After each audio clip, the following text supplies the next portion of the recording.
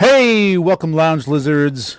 Ooh la la la. To another episode of Legions Lounge, episode 86, where we talk about all things mystic. Oh God, try that again. When we talk about all things Mythic Legions, Cosmic Legions, Figure Obscura, customs, and other mythical related. God, that's a lot. Mythic related action figures and stuff. And there's a lot of new stuff to talk about. Boy, that stuff is pulling a lot of weight right there at this point. We are your hosts. My name is Trevor, 16Shooter on Instagram. With me, as always, Nate Strong at Corona4 and Bill Dranowski from the Dork Claire. Hi, guys. What's going on? Hey, now. How you feeling? What's up? Great. Yeah. I mean, I'm still riding high, and at the same time, I was a little tired today, off and on. Yeah. I had to take a nap this afternoon, man. It hit me. Yeah. Got a little bit of the blues. I love the fact that we're doing this show because it kind of keeps it going. Mm-hmm. Today it was good to have the break yesterday. I know we usually do Mondays, but you guys, Bill was right. Like, you want to come back, see your family, not be like, hey, good to see you, going in the basement. Yeah. I couldn't have done it last night. No way. Me neither. I was dead. Hey, before we get started, please take a second to hit that like button. It helps us out and lets people know that this is happening. Also, after the show, leave us a comment. Let us know what you liked about the show, what you didn't like about the show. As always, super chats are appreciated. We read a lot of comments here, but that'll get you, right out in front of us in case you don't want us to miss what you have to say, and we always appreciate that. Nate, who we got in the chat? Who do we got? Got a lot of people already.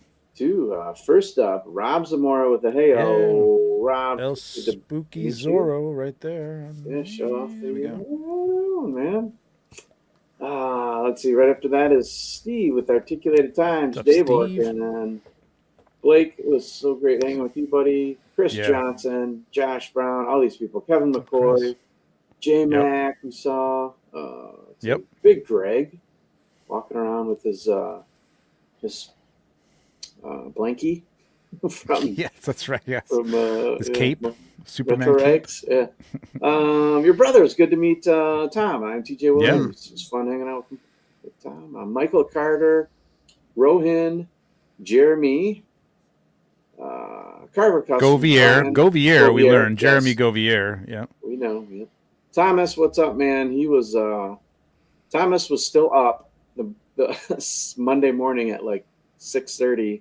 When I went down to the lobby to get ready to leave, he was still up from the night before. So yeah, I saw Thomas that morning too. Yep, before he left. Roberto, what's up? Legends Collector 1321. Stacy Lynn, Texas 1911. Paul Stewart, Motu Guru, Brian Carr, Joel. Paul, I want to stop for a second and say, Paul, I haven't forgotten, man. I'm still thinking about it. It's like a little bubble. Just think about a little bubble right here. Paul, he knows what I'm talking about. He was a good neighbor. Yeah, he was a great neighbor. Yep. Heinrich, great to meet you. William Golden, Joe Gonzalez, great to meet you in person. Cloud. Man, it's so great to see Joe. Heinrich, yep. Wholesome Warlock, Jordan, Aristotle, Kirby, what's up? What's up, Christopher Collier. It was great to meet Chris and have a few drinks together.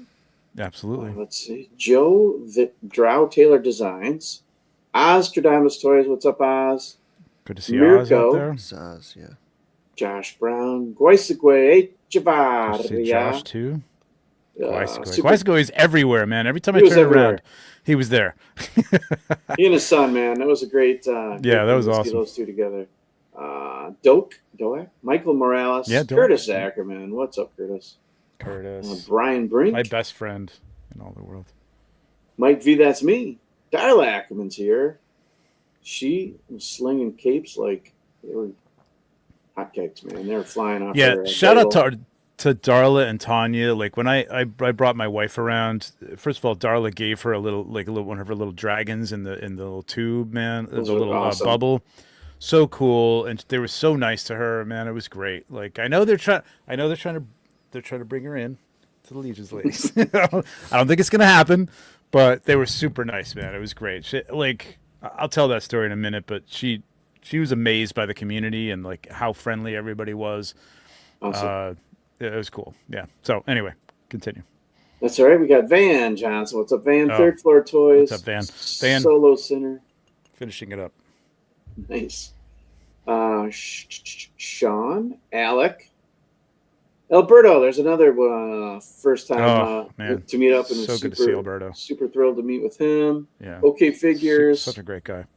Big time. NYC Figure Fanatic, Slacker Hacker, Terrence St. John, the man behind the Thousand Swigs gathering. That was amazing. We're gonna have him on to talk about that in the upcoming weeks. It was an incredible event, man. Like it's one of the things somebody asked, like one of the top 3 things. It might be one of the top 3 things of my weekend. It was great. Yeah, it was so cool. Was fantastic. Pinsy Picks, what's up, Chris? Purple Ray Ray, Jesse with Just Shelve It. What's up, Jesse? Let's see, Tanya. I think we said hi. If we're not, hi, Tanya. Mm-hmm. David Smith, what's up, David? And Dope Toys NY. And I'm going to go back to a couple super chats. Okay. Rob's, I think, is giving you a shout out for wearing his new tee. There you go. Awesome. No, it's good. I'm glad one of you wore it because, like, I had a pile of shirts, and I'm like, which one am I going to wear tonight? Like, I figured I had to put 13 shirts. Like, we've all represented somebody different, like, completely uncoordinated. So that's cool. Yeah. David's on, so I chose David's. Let's see. Next up, our boy Kevin. Kevin, my boots. Down off that LegionsCon high together, grab a drink and relax. Absolutely. Cheers, buddy. So good seeing Kevin, man. Awesome seeing Such Kevin. a good dude. Yep. He is. All right. Let's, one more. Blake's already starting the countdown. One more super chat. Dude, really? Are you going to do this every week? I'll take it, man. We'll take it, buddy. Yeah. 361 days until LegionsCon 2025. I mean, I think that'll dissipate, but right now I think we all wish it was like in a month or so, you know what I mean? Like, but that's what makes it great. Is it happens once a year, and we all anticipate it and count down, and we get there, and it's over before you know it, and we can't wait for the next one. That's a sign of a good time, man. Right, sure. And maybe this is the time to drop the LegionsCon 2025. Get ready to set sail. Right, that's what we've heard. So. Hit him with the information, man, for sure. Yep. Oh, did you have more follow up there? It's going to be the same dates next year, right? Yep, same date, same place. Yep. How did that go away? I'm not staying on my, in the hotel, which is a fantastic location. I love it. Yeah, it could be the last year there. Jeremy said there's a huge wait list for tables, so yeah.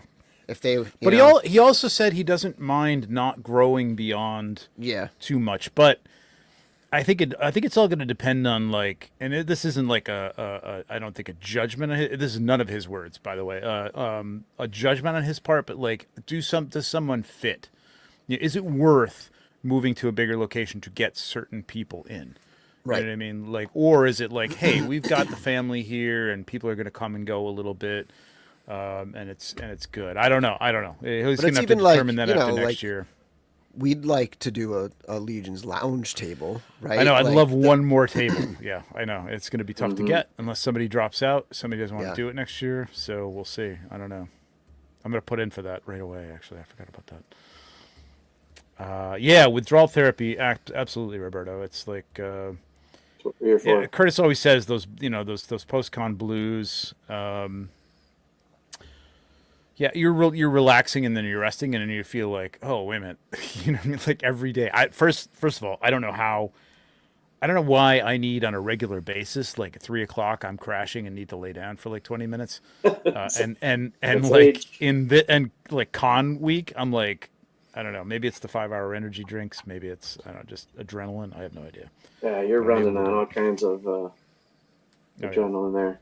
Feeding off each other's energy and creativity. And but yesterday I was in the car for 10 hours coming home, and it flew by. In like 5 minutes from my house, the blues actually started. As excited as I was to get home, see my wife and son, and just be home, I was just like, oh man, I don't even want to leave this car ride. We were having so much fun.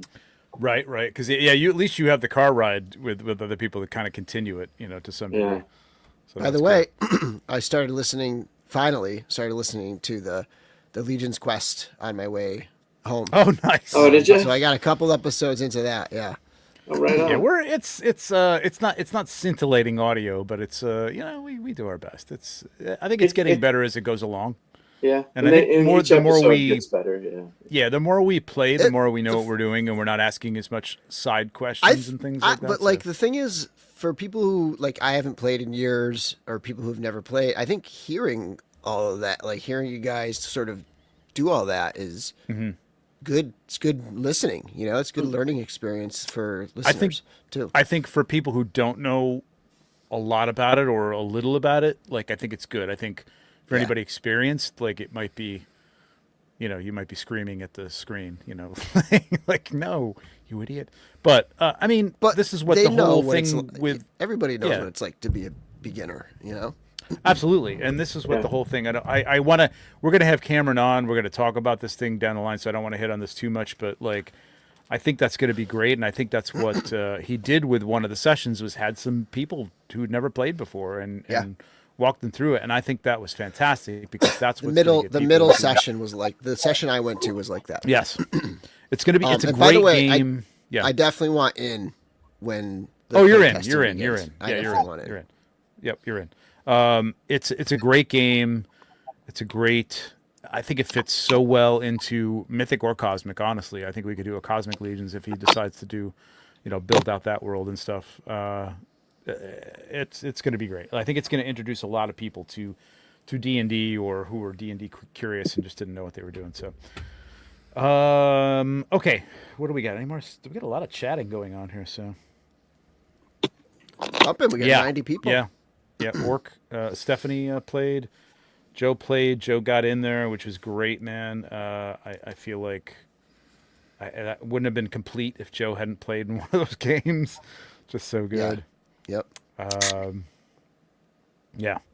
So, role playing. Oh yeah, those stuff. We said that. Great. As the con is going post, sometimes there's nothing better than the first. Yeah. Oh yeah. Yeah. Mike, dude, great to meet you too. That was really cool to see you. Also, I want to say, working out is a great way to get back into the swing and to like beat those blues. Like getting exercise is a really good way to like fight that. Yeah. And that is something. I was doing leaves today, and I actually contacted Tomas and Emil and see if they wanted to come over and help me, but unfortunately they're already in Sweden. So. It's a long trip. It's a long rake. That's a long rake. Yeah, exactly. Patrick, what's up, man? I'm excited for the D&D, and I love playing alongside Joe. Yeah, that's cool too. Patrick, great to see Patrick. He was our neighbor across the street too. All right, let's get our guests on here tonight, because we're just gonna go right into it. We're gonna talk about what they're doing within here, and then we're gonna go over the wave with them real quick. We're not gonna go too deep into everything. Everybody's talked about this a lot, but just get our overall impressions of things. Wait a minute. I gotta bring this up. Hang on, Alan. I personally insulted you. Didn't tell your loyal viewers that the drag was coming. We were totally caught. I don't want anywhere. Yeah, that's my job. To screw you over, Alec. That's right. Screw you over. No, I know he's kidding, but like, it is so good. Like, people were like, "Wow, it must feel really good." I'm like, yeah, every time it feels good to. Yes, yeah, ZoloCon's coming up. Absolutely, can't wait for that. Yeah, that was a prominent. I may do a day trip for Zolo. Ooh, that would be awesome, dude. You will love ZoloCon. I think Bill would love ZoloCon. Yeah. You can always fly in, Nate. You can always fly in. Maybe. Yeah, Bill got me in. He was dude. When he came up and told me, he's like, "Bill got me in," or he texted me or something. I don't remember. That's like. Yeah, I mean, I just asked Cameron like if he had a spot still, so it wasn't like a heavy lift on my end. Just saying, Yeah. But thank you for saying. I appreciate that. Yeah, for sure. Make the trip to Zolo. Absolutely. Okay, here we go. Let's get our guests on here. So wait, before we do that, Nate, can you check settings? You're not on your mic. I think your audio is coming through your. If you click settings, it is. I'm actually not. Can you guys hear me right now? We can hear you. It's like you're not on your mic. So what happens when you click settings and audio? You don't have your. I'm not on my. Well, maybe I can try and plug this in. I'm not on my normal computer. I was locked down. I had to go to. but I might be able to figure this out here. So go ahead. All right. Work Yeah, on yeah. that. Oh, I didn't realize you were on a different computer. That's fine. That's okay. We got a super chat from Paul Stewart. Sorry I was such a tease this weekend, Trevor. Thanks to you, Nate and Bill, and the Lins on the other side for being such great neighbors. Yeah. Absolutely. Paul, to fill you in, had like an incredible custom using the head that Emil did for my Von Box. Von Box. That's I was trying to think of the whole name of the thing. Is like Von Burke. Von Box set, which was based on like little, robots, a sketch I did for Emil. So very much a Metropolis. What's the name of the robot? Metropolis escaping me. Anyway, very much inspired by that. And it's super cool. Like, it's really, really nice. And, like Emil before him, I tried to wear him down and have him sell it to me, and he would not. But he's going to get a taste of that sweet, sweet money. And it's going to be a whole different Paul Stewart like next year, I think. We'll see. Otherwise, just sell me that, Paul. It's really cool. All right, let's get our guests on here finally. You good? You good, Nate? Oh, Nope. now there's no audio. You work on that. Okay. Let's bring in our guests. Our first guest is an illustrator and comic book artist and a hell of a pop and swapper. Our first and a past pop and swap winner for, I think, the black and red, category he got. That wizard, which is really cool. He's also the illustrator for the forthcoming Cosmic Legions comic book. Please welcome Joe Suitor. There he is. Hey, What's up, Joe? How are you? Hey. Welcome to the show. Our next guest has had a hell of a year. He started working for the Horsemen, illustrating the pins that you get with the Figura Obscura and the LegionsCon convention pins right there, all designed by him. He had a figure that he designed, brought into the line. It was just announced yesterday. Well, not yesterday. 3 days ago. 4 days ago? 4 days ago. As a contributor to the Mythic Legions lore book, it's David Williams. You know him, you love him. Both these guys, you know him, you love him. Guys.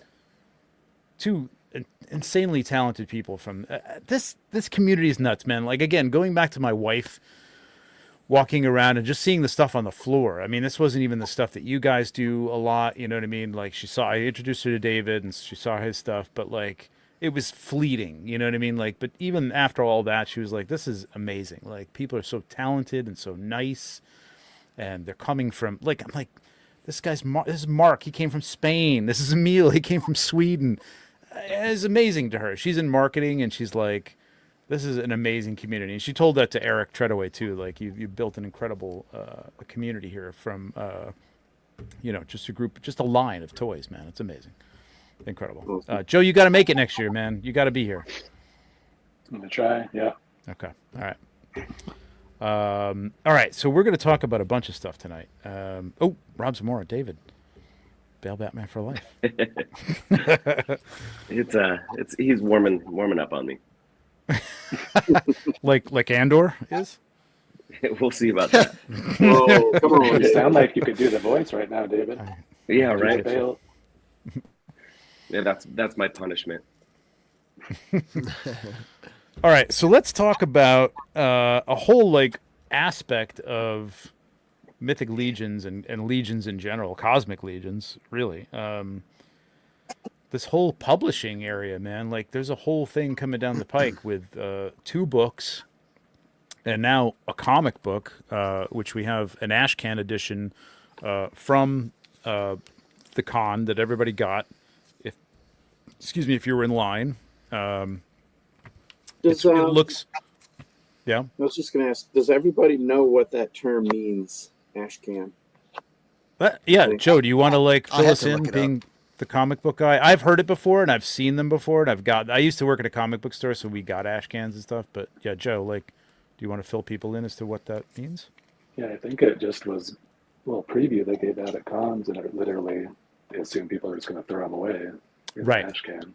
Right. Yeah, Right. So it's like garbage basically, but here's a little teaser of what we're gonna do, and then little beknownst to people back then, all this stuff is collector stuff. Like, if anybody actually kept it, it's probably worth a ton of money. an ash can for like Teenage Mutant Ninja Turtles or something like that. But that's what I think this is going to be right here, because I'm gonna embiggen myself, because I'm gonna just flip through this a little bit. While you're doing that, I did go ahead, have Joe. to look. I had to look that term up myself, and they said it's from like the 30s and 40s, and they used it to just establish basically a title, almost like a like a cheap, copyright thing, copyright way to do a copyright. Yeah, back then, so it was just a quick way to do that. Yeah, but it goes all the way back to like the 30s. So interesting. So what did the term ash can mean in terms of copyright? Like, what does that mean? I didn't read enough to get it beyond that. I just looked up. Pull up the Wikipedia, Nate, and fill us in. All right, we'll take a look the at origins of that. I was assuming it was a cheap way to do it, and then it just gets thrown away. But once it's established, it's established. So I don't know. Like, this is, I don't know if you can see that. This is Oleg Thygar surrounded by Tusk. I mean, this is sick, man. This is going to be recycled from previous publications with a new title pasted to it. Okay. So I think it comes from that it was like recycled, like it was made from trash or something like that. Yeah. Originally created solely to establish trademarks on potential titles and not intended for sale. Practice was common in the 30s and 40s. The comic book industry was in its infancy. So, and then it got revived in the 80s. Oh, so at the time, garbage cans were commonly called ash cans because they were used to hold ashes and soot from wood and coal heating systems. Right. The term was applied to these editions of comics because they had no value and were meant to be thrown away. So basically, like garbage. Right. Garbage. Basically, they were called exactly garbage. what Joe said. Yeah. Yes, we got. Let me bring this back up again. And if Nate, if you can take care of the chats, we got that. We got David Williams. I bought this last year because I love Ziri, and it's an incredible sketch. And I'm sorry about my fingers. That's on the back. Now, whether we don't know what this is just samples basically from what's going to happen in the book. It's not necessarily in order, any kind of order or anything like that. There's no story. There's no words. Right. Right. Yeah, it's kind of like a trailer. Like CB picked random pages. Right. Wouldn't give away too much, but kind of give you an idea. Right. No dialogue. Just some incredible layouts, man.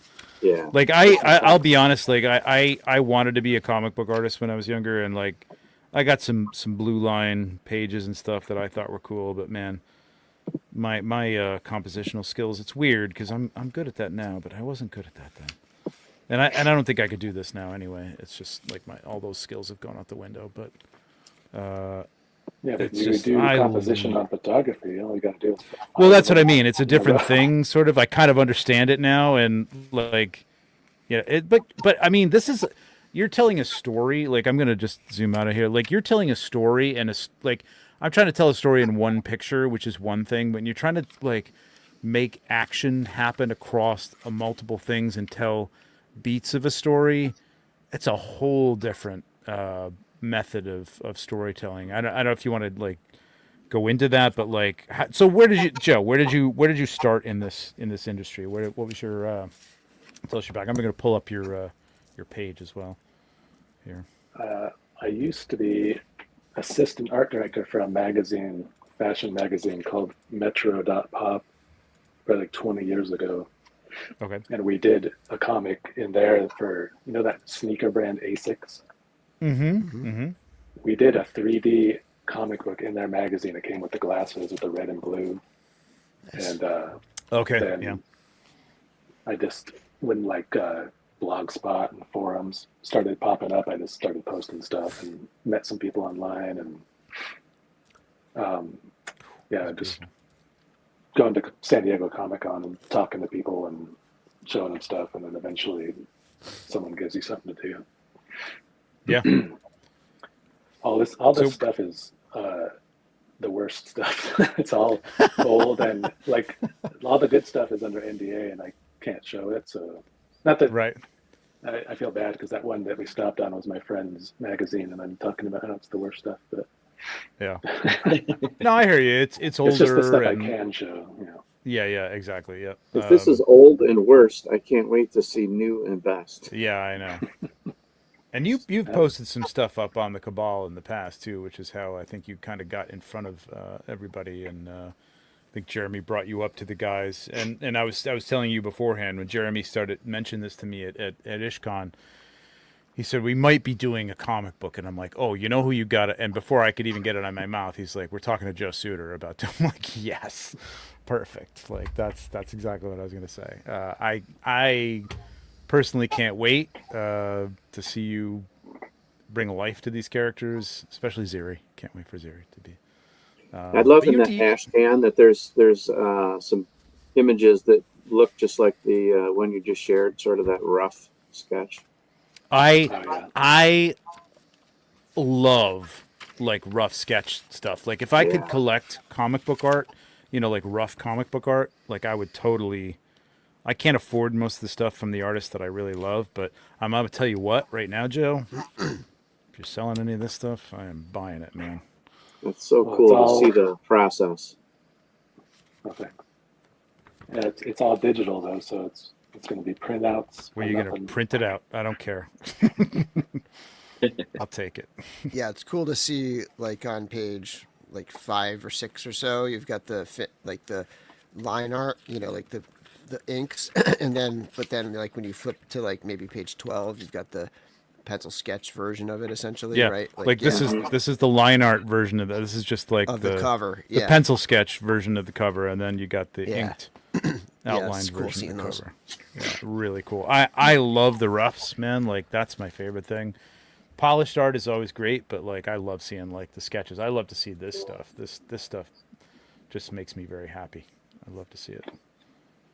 You just gotta talk to the guys. I got the whole first issue penciled. Like you can look at it, I'm sure, right?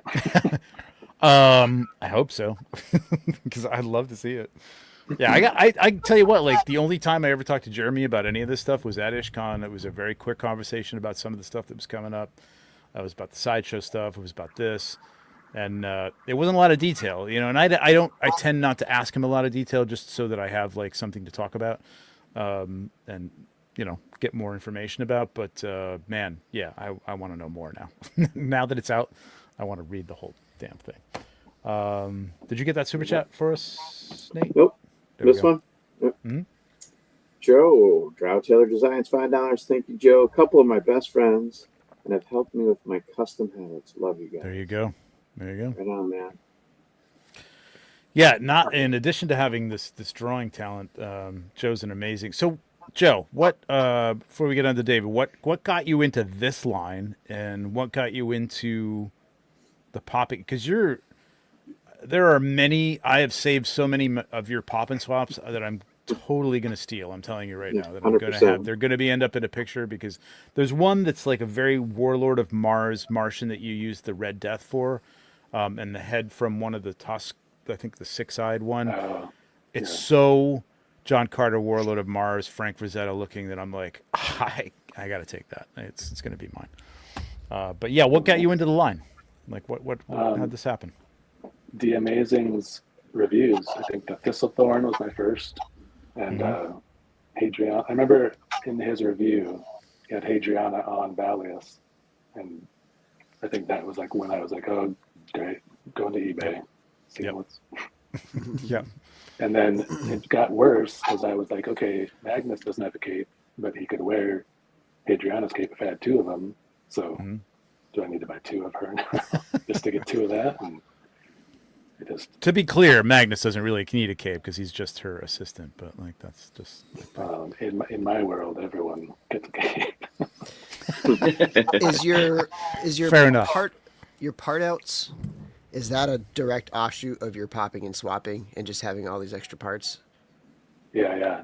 Because then when Attila 2 came out, to get that cape for everyone in the Odysseus, then I ended up with a bunch of Attila gauntlets that I didn't know what to do with, so put them on eBay or sell them to people in the Cabal or trade them.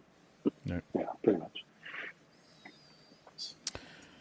So David, Yes. been a hell of a year, man. Like as I said in the intro, like a lot going on for you. So when did the call come out for the illustration help with the pins, because Nate Barch is a machine, and he was doing stuff like for multiple companies, and I know from like inside. I'm hearing some echo. I don't know what that is.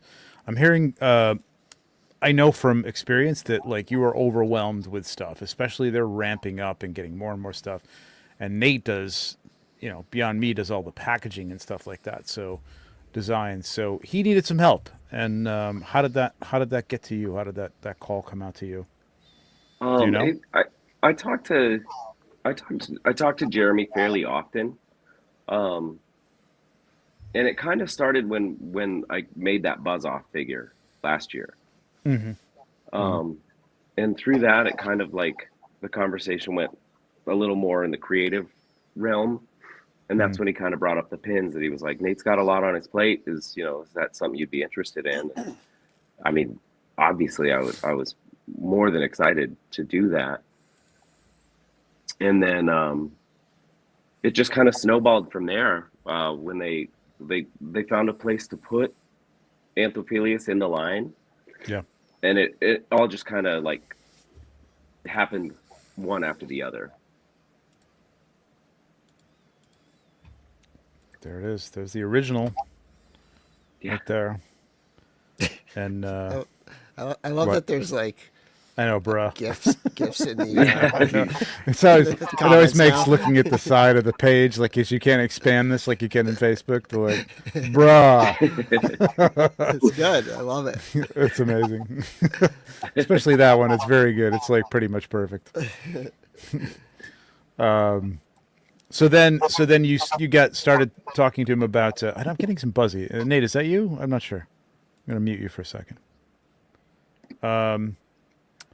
Speaking of buzzing, so then they asked you to do the pin for this. Is that how that worked, or is it just not like, for hey, this? It was okay. They just mentioned that Jeremy said that there was a possibility that this was going to be a part of the main line sooner than later, right?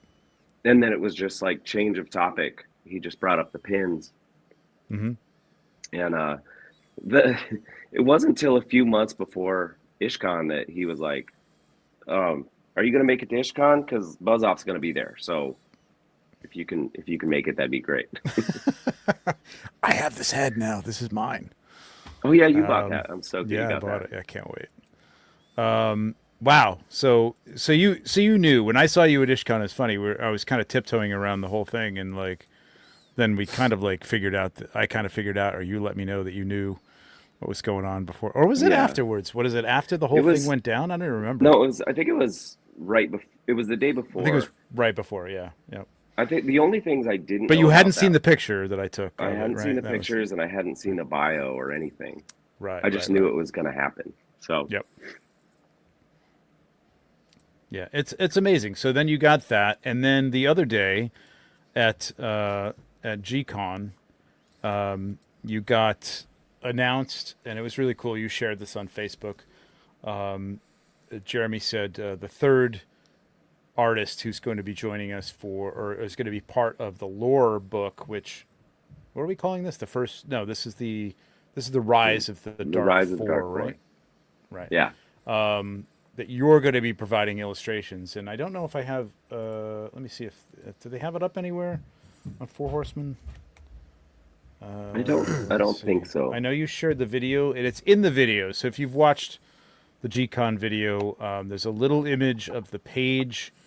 I'll see if I can find it on your Facebook post. It's I just posted it on Instagram as well. Oh, you did? Okay, perfect. Yeah, it'll be in my.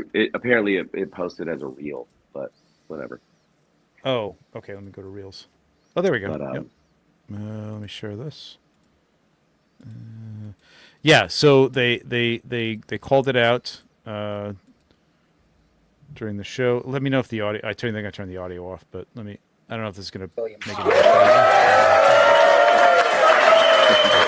hear it? I'm not even sure if anybody can hear it. Yeah, I can hear it. Yeah. Okay. So there it is, right there. There's Thrace Wraithhaler.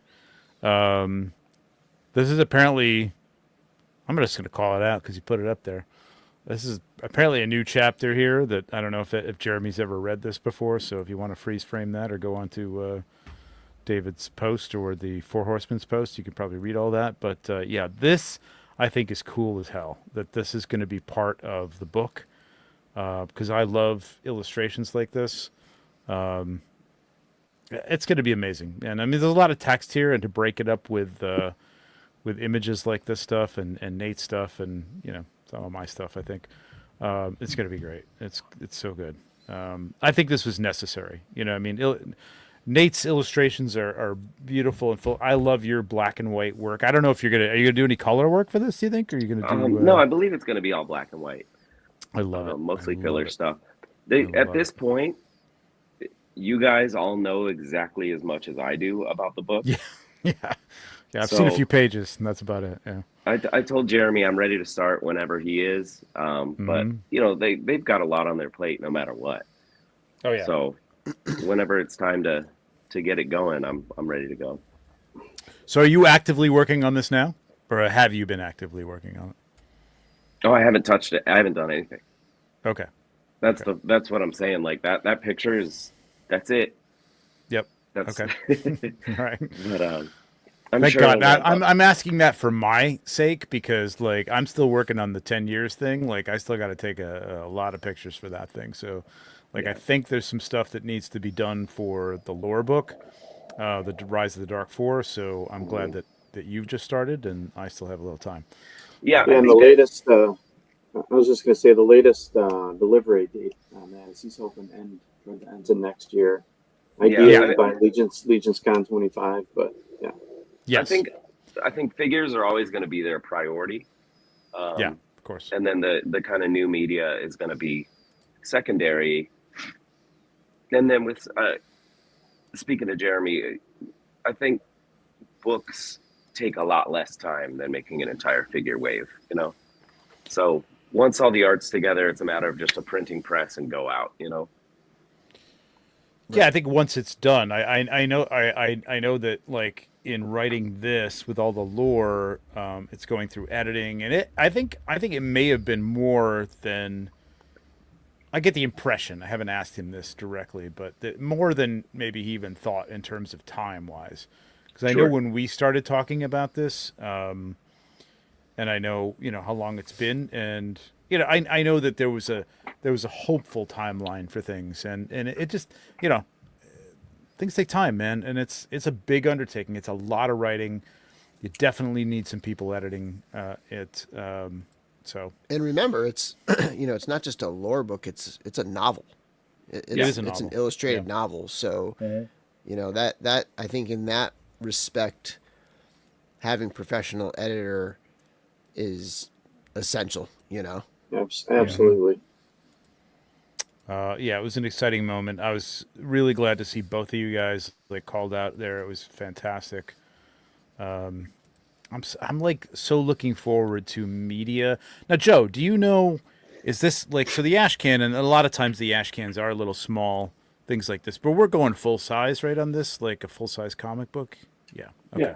As far as it's not a mini comic. I know there's mini comics with like He-Man and stuff like that. I don't know if they were like, but I think this is going to be full size. Is it going to be like issues, or is it going to be like a thicker graphic novel? Do you know, or is that even something you can say? Or I think if they decide to have them come out just like at conventions versus like in the traditional distribution model and try and have it like a monthly comic, but I'm not totally sure yet. Okay. So that's something that's to be determined whether or not something you can pick up in your local store, or whether it's going to be like an event by event. Like there might be one for IshCon, there might be one for obviously for LegionsCon or something like that. So interesting.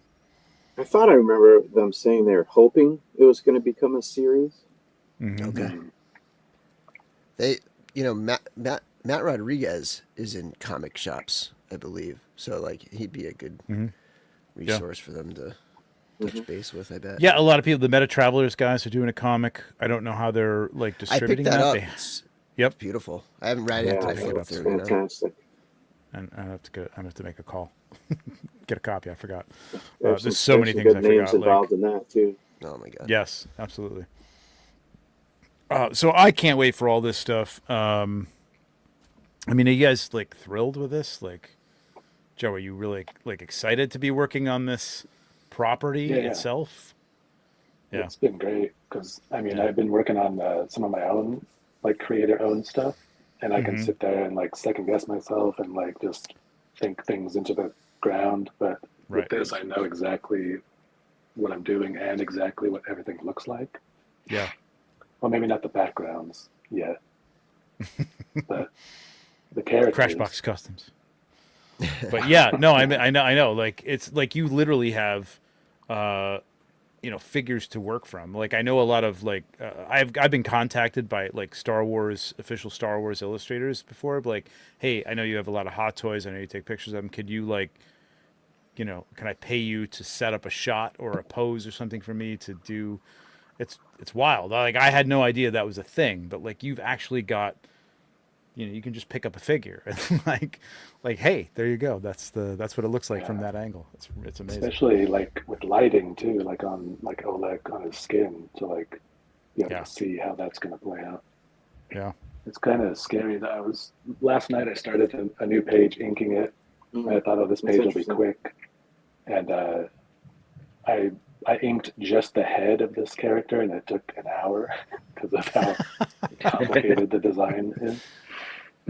Yeah, that's the other thing. There's a lot. I mean, they put a lot of detail into the figures, and you want to like kind of convey that in the artwork as well. And looking at the cover of this, like this is the kind of stuff that was daunting to me as like wanting to be a comic book artist, is like how much time it takes just to do something like this. You have to be fast, which is why I'm not a comic book artist today because I was slow as death. But or you just work on one guy a day and then work on another page and come back to it. And don't think of it as one hurdle, Okay, that's interesting to know because I didn't know that. Like, so you can pass on a page for a while and just come back to it later on when you want to like hit it. Yeah, because it's all gonna go to the letterer when it's all done. That's like the next step. But I love other than that, right like there. It can all kind of come in assembly line style. Love that. Now that's basically the cover with some extra stuff in there. Look at that. See, that's a punch, kids, right there. There you go. That's a crack. I love that. This is the kind of stuff we talk about, like with photography too. Like I'm like, look at comic book art and look at the follow through with anatomy and stuff like that. Like that's what you want to do right there. That's what it looks like. Yeah, go ahead, Joe. Sorry. There's already some deleted scenes where I went a little too far with gore and violence. Oh, really? And they were like, we didn't ask for that. Like that we can kind of make that a little more PG-13. Yeah. Yeah. So maybe they'll put that in like some bonus material, or maybe they don't want anyone to see it. But yeah, I can see that. They've always been like a very. I know they want to be kid friendly because, and it's a smart thing, right? Because like you've got an aging population, God knows, of collectors, right? And like but more and more, I mean, you guys know this. Anybody who went to LegionsCon, there's kids there. People are bringing their kids, people are sharing with their kids. Greg McTavish showed me his daughter picking his favorite picture from the calendar, you know what I mean? And I'm like, yeah, these kids are getting into this stuff, so I can totally see why you wouldn't want to like get it too, we're PG-13 here, but I mean, I know that they want to keep things very, very family friendly and stuff. So I used to work in a comic book store, and I know that any book that's in a poly bag that a kid can't tell what's in it makes them want to know. Exactly. That was all the stuff we had behind the shelf. Yeah, like it was all the crumb stuff and everything else. Like it was all back there. Forbidden fruit. Exactly. So I'm assuming, like it says in the credits, story, Eric Treadaway and Jeremy Gerard. They're going to write the overall story. Are they actually writing the dialogue that's going to be in these books? Do you know, Joe? Yep. So they're not bringing any other writers to them. They're doing it all between the two of them. CB has input too, but I think it's the script is Eric and Jeremy. He's listed as editor, project manager. So yeah. CB knows comics. I mean, CB's a very big comic guy. I don't know. I know Jeremy is into that. I know Eric is as well. I know CB is just a big Marvel comic guy. So like, just having the ability to, think about it's a whole different thing with like writing a novel and then writing comic book dialogue, like to whittle things down. Like, listen, I love Chris Claremont. I love the original, the early X-Men, but that man would pontificate in a blurb, forever. Like, it would just be, it was a lot to read. As a kid, it was great for me because I learned a lot of words and stuff like that. But like, it was a lot. It was a lot to read. It's a mouthful. Luckily, caption boxes are not in style anymore. You don't really see them. That's that often. true. That's true. Nobody does caption boxes anymore. Yeah. Or thought balloons. That's true. Yeah. That's a weird thing. Actually, that's weird. Well, sorry, what you were saying about the layouts, some of that stuff is actually CB, because he will be like, wouldn't this work better if I moved this here? And he'll send me like a Photoshop, like move this over and move this guy, and some of that stuff is in that ash can. Wow, that's amazing. That's wild. Cool. That's great. Yeah, awesome. I mean, he knows his stuff in comic books, man. Yeah, that's his thing. Totally. Cool. All right. So should we? Do you guys want to like talk about this wave a little bit and talk about your feelings about this thing? This is a whole big thing. I know this. We're coming off the buzz. I mean, I wanted to talk to you guys about what you were doing and stuff, but I wanted to just share this really quickly. This is very funny. This is a personal thing. I usually don't do stuff like this, but I thought this is very funny. From Roberto Suarez. Let me just say this. I was eating a snack today, and I was just on my phone, and this popped up. So I was eating a snack while this video played. So Roberto said he came and bought a lunchbox from me, and he said, I'm going to use this as my lunchbox. And I'm like, that's great, man. I think that's fantastic. So he posts this whole video. It's just like, I'm not going to play the whole thing because it's like 4 minutes long, but like he's just pulling out a soda and a sandwich.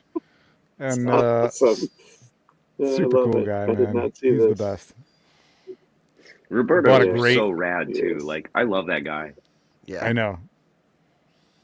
I bought a head from him early on over at energy and just and he's just gonna eat the sandwich here. That's pretty much the gist of this whole thing. But I love it. Yeah, it's like a 4-minute video. He just told me he was gonna do this, and he did it. So there you go. All right, let's pause that, and then we'll move over to.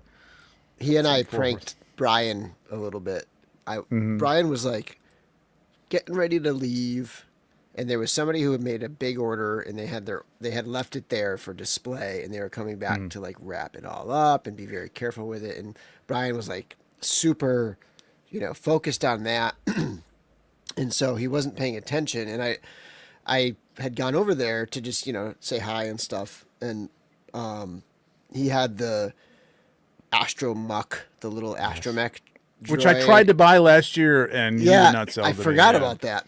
And so I assumed it wasn't for sale because it was a one, it wasn't like something that he made multiples of, I don't think.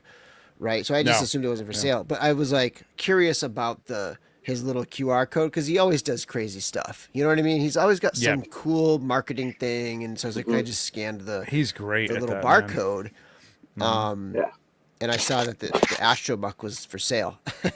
And so I was lingering around. I was going to buy it. And then he was just still so busy that I was just like, look, Roberto, saw me this. Don't tell him. Just tell him some random person bought it. And then I waited till last night to post a picture of it to surprise Brian. That he didn't even know it till last night? Wow, that's cool. Yeah, he didn't know till last night. That's great. That's great. We got a $9.99. There we go.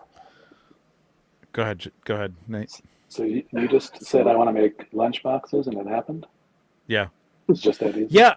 I told him, I'm like, I got this idea. Are you cool with me? I was going to do it anyways if I couldn't use the Cosmic Legions logo or anything like that. But this is the kind of thing that, like, this is what makes these guys great in this community, going all the way back to earlier when I was saying my wife, came along and, like, just looked at it she's a marketer. So, like, from that standpoint, Like this is the kind they don't want to do that kind of stuff. Like that's not something they really want to deal with. They want to stick to their core competency. I think even the books are a Jeremy thing, and like it's going to be great for them because they need that media to tie in you know, I don't know, maybe if they have a cartoon out someday they'll do lunch boxes and then I'll have to like license those or something, whatever. But they're like, yeah, cool, you know, give us a few, and yeah, we don't want to do that kind of stuff, so that's cool. You know, this is the kind of stuff like that, you know, you do something for us, we do something for you. So yeah, they were cool about that whole thing. I was going to say maybe we can get Trapper Keepers next. Yeah, hell yeah, hell yes. Oh, dude, you know believe me, I got all sorts keepers? of. What's up? The trading Sketches? cards. You can put trading sketches. cards. You can put stickers in there. Like Trading cards are coming. But well, I'll have to talk to him about that. But like, I've got some ideas. Rob, some more. $9.99, man. Rob's, super generous guy, man. He gave each of us like care packages with the shirt that Bill's got on and some nice. Little very prize thoughtful stuff. Things in there. Yeah, sure. Exactly. Yeah, super nice guy, man. So happy to meet Rob. Man, he was great. But he reminded me today that we didn't get a selfie together. Like I can't believe that he was there. Like we were all three of us were there, and he forgot too. So I don't feel bad like that I forgot, but like he forgot too. So, but that's what happens. You get caught up in talking to people at the con, and like you just completely forget to take a selfie. Or the person you want to go say hi to is like in the middle of a conversation. And you're like, okay, so I'll just go over here for a little bit, and I'll come back. And then you just like you never really circle back because. But it happened. We had the memory, and it's all good. You know what I mean? Like the pictures are cool and everything, but like it happened. I've never been to comic books, but recently started the new Zorro comic books by Sean Gordon Murphy, and I'm really loving them. Do David and Joe have any comic book creators that they recommend? Ooh, that's a great question, man. That's really good. I'm gonna get my pen. David? I haven't read a comic book in probably 20 years. Wow. Okay. The last time I did, I've always been really into Joe Montero. Anything that Mike Mignola contributes to is just fantastic as far as art goes. Tim Sale was another one that was a heavy hitter. Yep. But yeah, again, these are all 20-year-old books. You'd like I love Frank Miller, you know. You'd love Something Is Killing the Children than that. What is his name? Joe, do you know his name? The author. He's done a couple of things. The Nice House on the Lake, which Travis Bowles recommended to me. That's Tinian? Yeah, Tinian. Tinian. Yep. He was just at Comic-Con, New York Comic-Con. Really good stuff. Like really unique, interesting stuff. Joe, what do you got any recommendations? I've been looking at an image book called Black Monday Murders that came out. Like I think 10 years ago. Artist name is Tom Coker. He did Daredevil Noir, if you remember that Marvel book from. His stuff's always really cool to look at and to see how he deals with, you know, values and shadow and light and stuff. And then there's a Spanish artist named, I think, Borja Gonzalez, and some of his books have been translated. Like you can get them here now, but it's kind of like Mignola, but if he was like more of like sort of spooky metal, then this guy is like a classical music version of Mignola. Okay, all right, that's cool.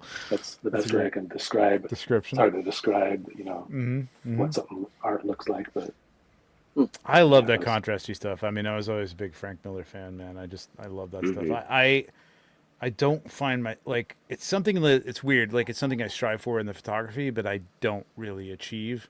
And I've seen other people do it, and they're really good at it. I'm like, I really got it. But you get a product photography mindset, and you're like, well, I can't like put too much in shadow because you got to see the figure. So like it permeates into your mind, and then you're like, I got to break out of that. That's my perfect recommendation for Rob Zamora in particular is to read The Dark Knight Returns by Frank Miller. I think it's arguably the greatest Batman book of all time. Oh yeah. No, I don't even think it's arguably. I think it is the greatest Batman book ever written. Yeah. Personally. So I don't know, for me. And that's what my Batman always looked like in my head, you know? Mm-hmm. Cool. The two-tone, big burly dude. Mm-hmm. Yep. For sure. I don't know if you guys happen to be in my favorite as of late. I don't know how long it's been running, but is Saga. You guys read that by chance? Saga is insanely good. Like if you're anything Amazing. into, it's fantasy and sci-fi combined. You know, because you've got like tieflings in space, basically. Like it's crazy. It's so well written, it's beautifully illustrated. Yeah, pick up the compilations. It's still going. I think they just picked it up again, like after like a year or something like that. So it's still going. Actually, it reminds me, I got to go to my comic book store and pick those up. Anyway, let's go into Four Horsemen design. This I thought was a really cool thing. Just as a side note, being vets that yesterday was Veterans Day. All the vets got together for a photo with the Four Horsemen and its people. This was really freaking cool. And people I didn't even know, you know, who were vets. So shout out to them. Thank you for your service. Amazing. Really good. That's what I love, man. There's so many cool just side things going on at this con and with this community. It's incredible. All right. We're going to scroll all the way down to the beginning here and just talk about some of these things real quick. I've got some questions Basilia. for you, Trevor, about some of these shots. Sure. Yeah, anything you want.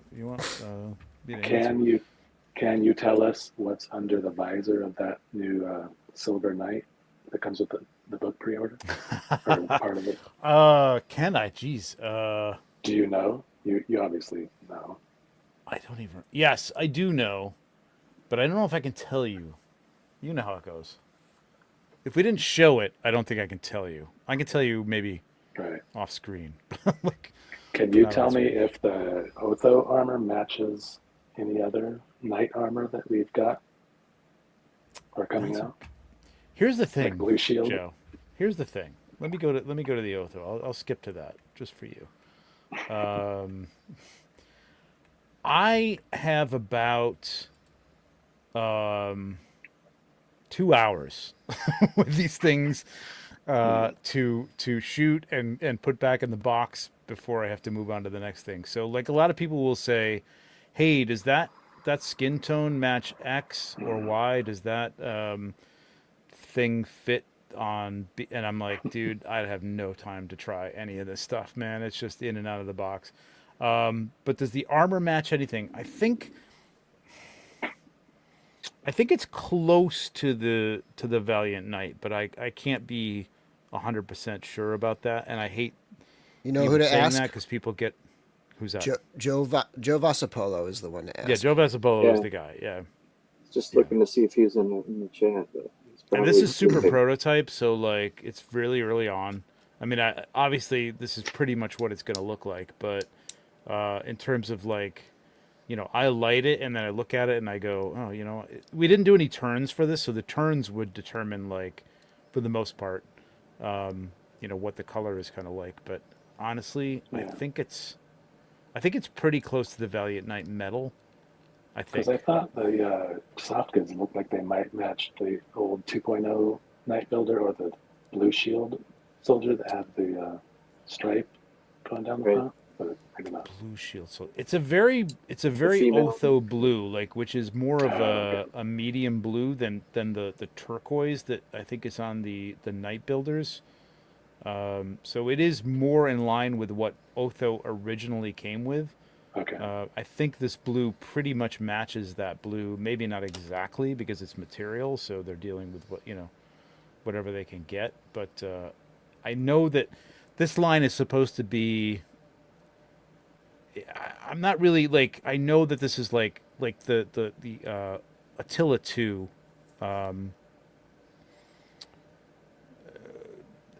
That's what this is. It's like an upgrade, but like now, I don't know. How would you describe this? Like, how do you guys determine like what this is about? I see it as like kind of like basically, for now, like Otho's story is kind of done.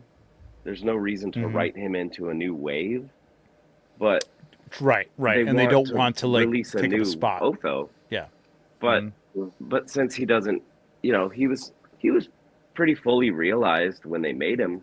He's got a tabard and some armor on, and a cool head. So it's just an updated version of the old version of harder to get characters. But they do use I think a lot that's more what this is supposed to metallic be. paint, don't they? Sure. Say that again, Joe? Just as a more metallic paint in general. Sure. Yeah, it's just it's an upgrade basically.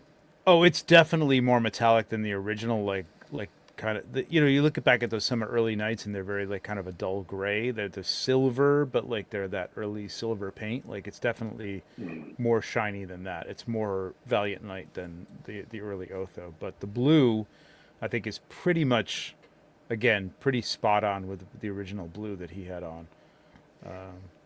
But this, I think it's a cool.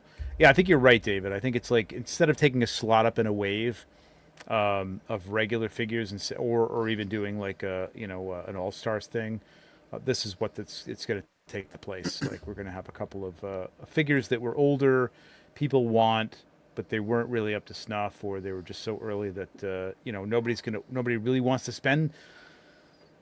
Sir Galeron, I'm looking at you. Like I saw like $500 on this thing so I'm a completist, so I can get this thing. It's essentially a place to make characters that might not really fit in with a wave. That need that second one, but they might not fit in with a wave. Exactly. Well, which is what they did with Attila and Gorgo, right? They just kind of fit it into the game thing. It wasn't part of a wave; it was the game thing. And they can't do something like that every time. Right. Before we jump into this, I'm gonna jump over to let me see if I can get this up. StreamYard giveaway tool. We are doing a giveaway tonight. It is going to be. Let me bring this back up here. The Ashcan edition. So you could only get this. They may have these at shows upcoming, they said, but you could only get this at LegionCon currently, and until January. We're going to do a Ninian infantry too, so you're going to get this if you weren't at LegionsCon.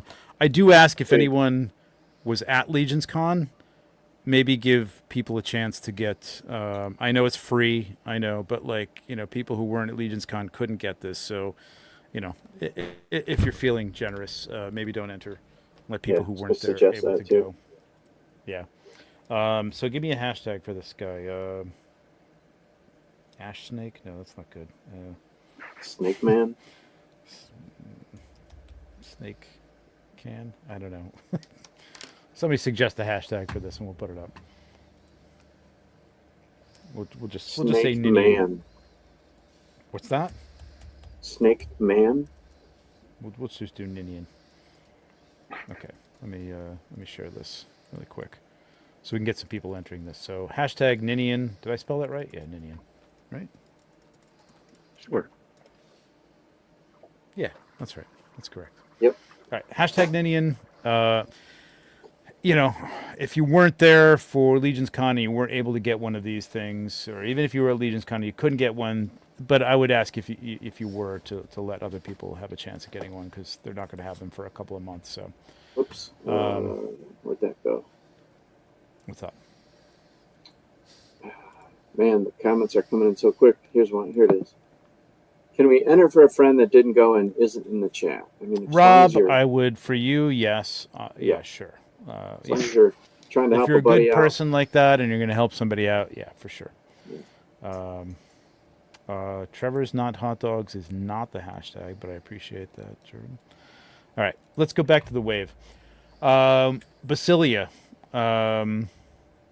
What's everybody's thoughts on this? Joe, you weren't there, but I'm assuming you were watching live. Yeah. How did you feel about this? It's great. I want to know how the body moves, because I feel like most of these, you can't really move them to the full extent because they're prototypes, right? Yeah, some of them are even glued in place. I want to know that too, honestly. I think it's going to move pretty well up here. I don't know how it's going to be able to curve too much if you're following my mouse. Is that base weighted at all?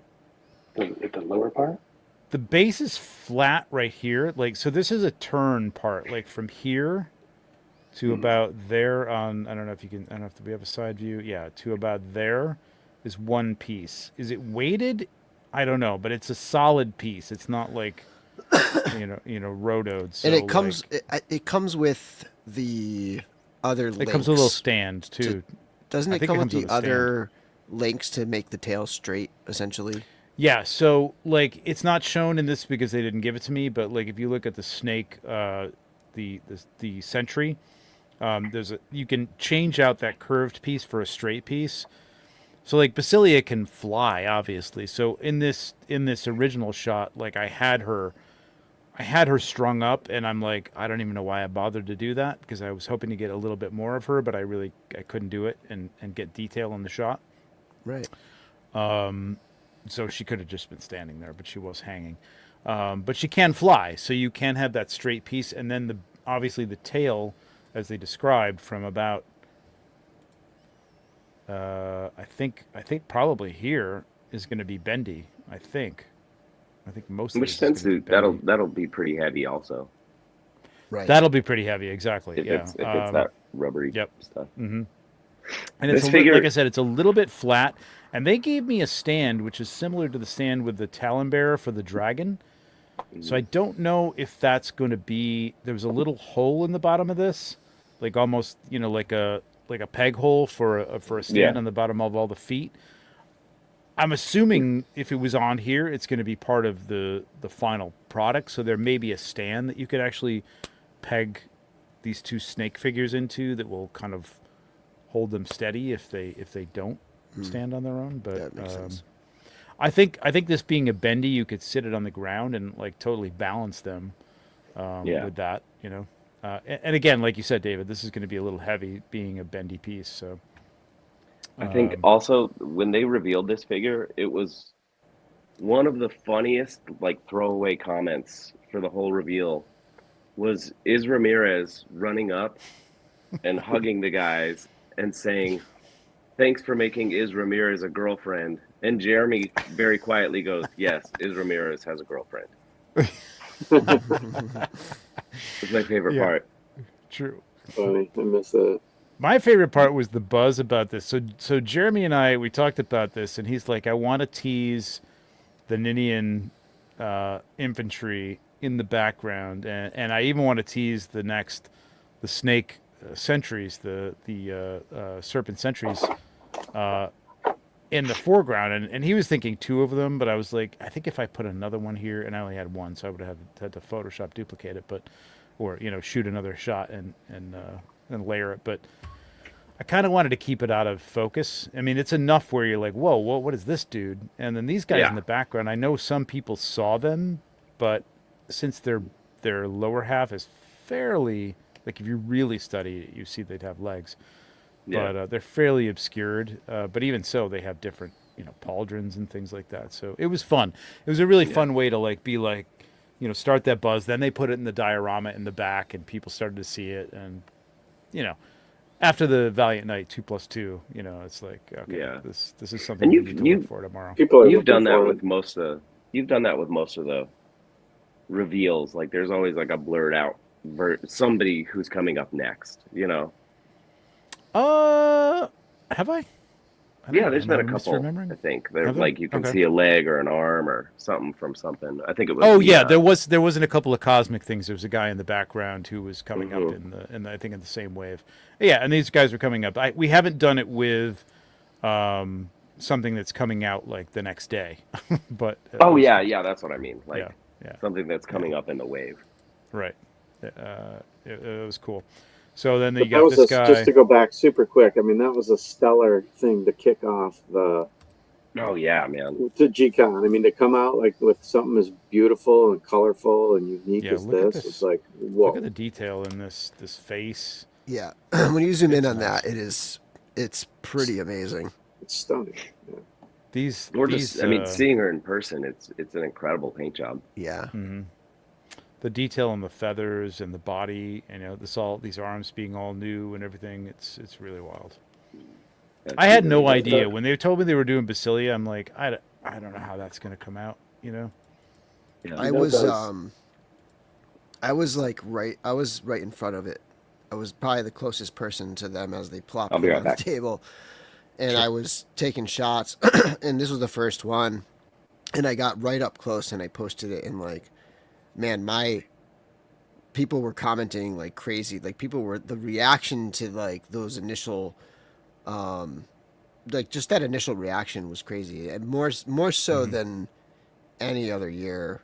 Yeah, it was definitely a wow kind of first reveal. Yeah, showstopper. Yep. Yeah, and I think a lot of people, even though we didn't know how amazing, not to skip way far ahead, but Leodicius turned out to be, I think people could somewhat envision those, but we all were kind of like, yeah, how are they going to do Basilia? Like, that was the most unique kind of build that they put out there. Absolutely. Seeing that logo, you just look at that logo and like, how are you going to do this as a figure? Exactly. Yeah. And somebody mentioned this today, but I don't think there's been any other, I mean, at least that I can think of in recent memory, like snake-like figures. I'm sure there's been, I know like the Kraken from Clash of the Titans had like a lower body that was kind of serpent-esque, but I can't Not think of in any this other scale. figures. No, not in this scale, of course. Boss but Fight like, did 'em. Boss Fight oh yeah, did 'em, you're right. They did Gorgons. That's right. With that articulated tail. That's true. Okay, yeah, not that's true, not yeah. not 112. I don't think anybody's really done that in 112. No, not I can't 112. think But anyone. you're but I don't know how articulated those were either. I don't have those. They look cool. I love boss fight stuff, but this guy, super sick. They started telling me like, hey, we want like Aztec like environments, and I'm like, I don't have any Aztec environments, so you're gonna have to improvise here. Just rocks.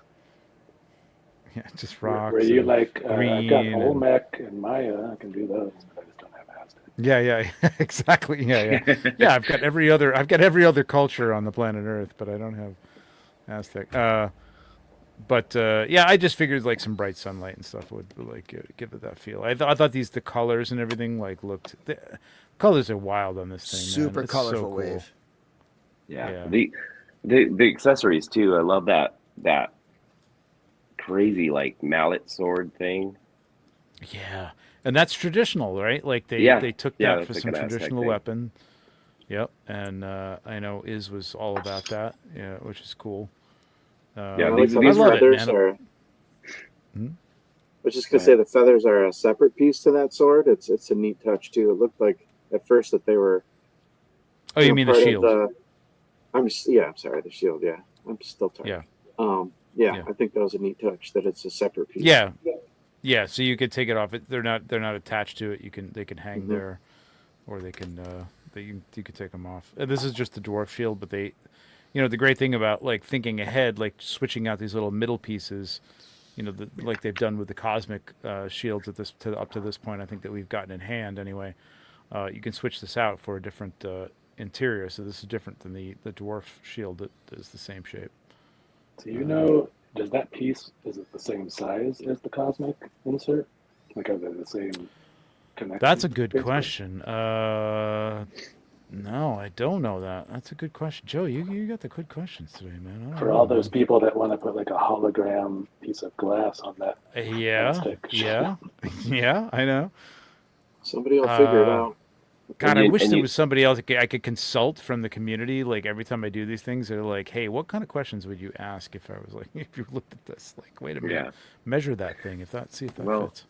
If you think about it, you have like 2 years to figure that out. So right, yeah, and like we're all gonna get it in hand, and then you could pop it in and see if it happens. What I like about it, and like I know people ask it and they want to know ahead of time, but it's like you're gonna get it in hand, and that's the fun of getting it in hand. You get it in hand, and then all of a sudden you're like, whoa, look what I can do with this. Look what I can do with that. Yeah. I don't even know what the advantage of knowing that ahead of time is, unless you've got a specific custom that you want to make and like buy a piece for. But I'm planning out swaps for 2026 already. There you go. I gotta know this stuff. There's the middle piece that I don't know. It's so bright. Let's drive me nuts. Does this figure come with the legs? Is that right or no? No. No. Legs. Okay. So I guess the lore, and I must have missed this while they were talking about it, or maybe it's in the bios. I don't know. But they start out with legs, and then, or certain ones start out with legs, and then they evolve. The Ninian bio. Yeah. Right. Yep. Yeah. There's a quotalians. I don't know if I said that right. Grew older or gained more knowledge. Yeah. They shed their legs in favor of serpentine lower bodies and rose to become royal guards. There you go. Oh, that's rad. I love the weapon on the end of the tail too. Yes. And the weird thing is, like, I did, because it's all put together and glued, like that didn't even move. Obviously it's not flexy at this point. But I was thinking during G-Con, I'm like, oh, I didn't even think about this, but like, I'm going to go up to Eric and say, hey, you really should make this detachable so that you can put different things on it. And before I even got the chance, he said, and the end of the tail will be detachable. It's a separate piece so that you can put different things on it. So like, I'm thinking rad, like, man. Yeah, I'm thinking like, I don't know if you guys remember this. Anybody here remembers it? Like, there was a comic book from Epic. It was Marvel Epic called Alien Legion.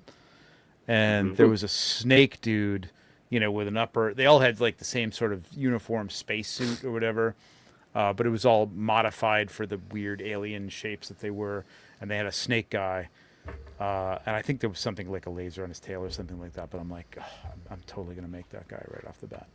That's cool. But you can totally see this in Cosmic, right? That lower half in Cosmic is gonna be amazing. Yeah, yeah. The headdress is cool, but like getting that Ninian in hand. Even without armor, that thing looks so badass. Mm-hmm. Oh yeah. I almost. I mean, I've seen a lot of people saying like they prefer it like this, but I mean, I love the helmet and everything, but like this is cool too, right? Like like that. Yeah, he looks tough, man. Mm-hmm. And then, is that armor reuse from the Cosmic Snake guys? Or yeah, I think this is guys? the lizard, Thraxians. Thraxians. Yep, I think that's what that is. I know what this is. Yep. Mm-hmm. And they said this is like a 1.0 upper half, right? That connects the same way. Yeah. The same so way there's so it's the same I guess tail, a different part here that has a different ball joint that you can connect one or two to it, so you can have anything on the top part. I saw somebody ask if it's going to be male female all the way down, so you can make like a crazy long snake. Oh yeah! Suddenly people are doing like what was that? Stiltman, like yeah, exactly. That would be rad. You'd have like the boa constrictor version of the character, right? Exactly. Just hey, have it can one of you wrapping guys all the pull way up? around the dragon. Can one of you guys pull up Facebook, because I got to run out really quick here for a second. Bill or Nate, Yeah, can you I can pull do up Facebook for Horsemen Toy Design and just go to the Ifrit, which is our next one, and I'll be back in like I'm gonna pull up the 30 seconds here. source Horsemen. I'll remove that, 1 second. and you can add that. What are we on? The Gen. We are on this Ifrit, guy's yep. awesome. The Ifrit, Dude. yeah. This is a definite like you got to buy two just to get the smoke for Calazir. Right, I know, right? Yeah. All right, let me share my screen. Genum. I wanted to ask Trevor how much in the like hero shot, how much of that was lighting, that was lighting up the orange in the smoke trail in the actual shot, like that's in an environment. Yeah, it's a good question, Joe. I think quite a bit. Look at this. Oh my god. I'm just gonna tell Brian Carver Customs, like, he just needs to start wiring stuff to light up.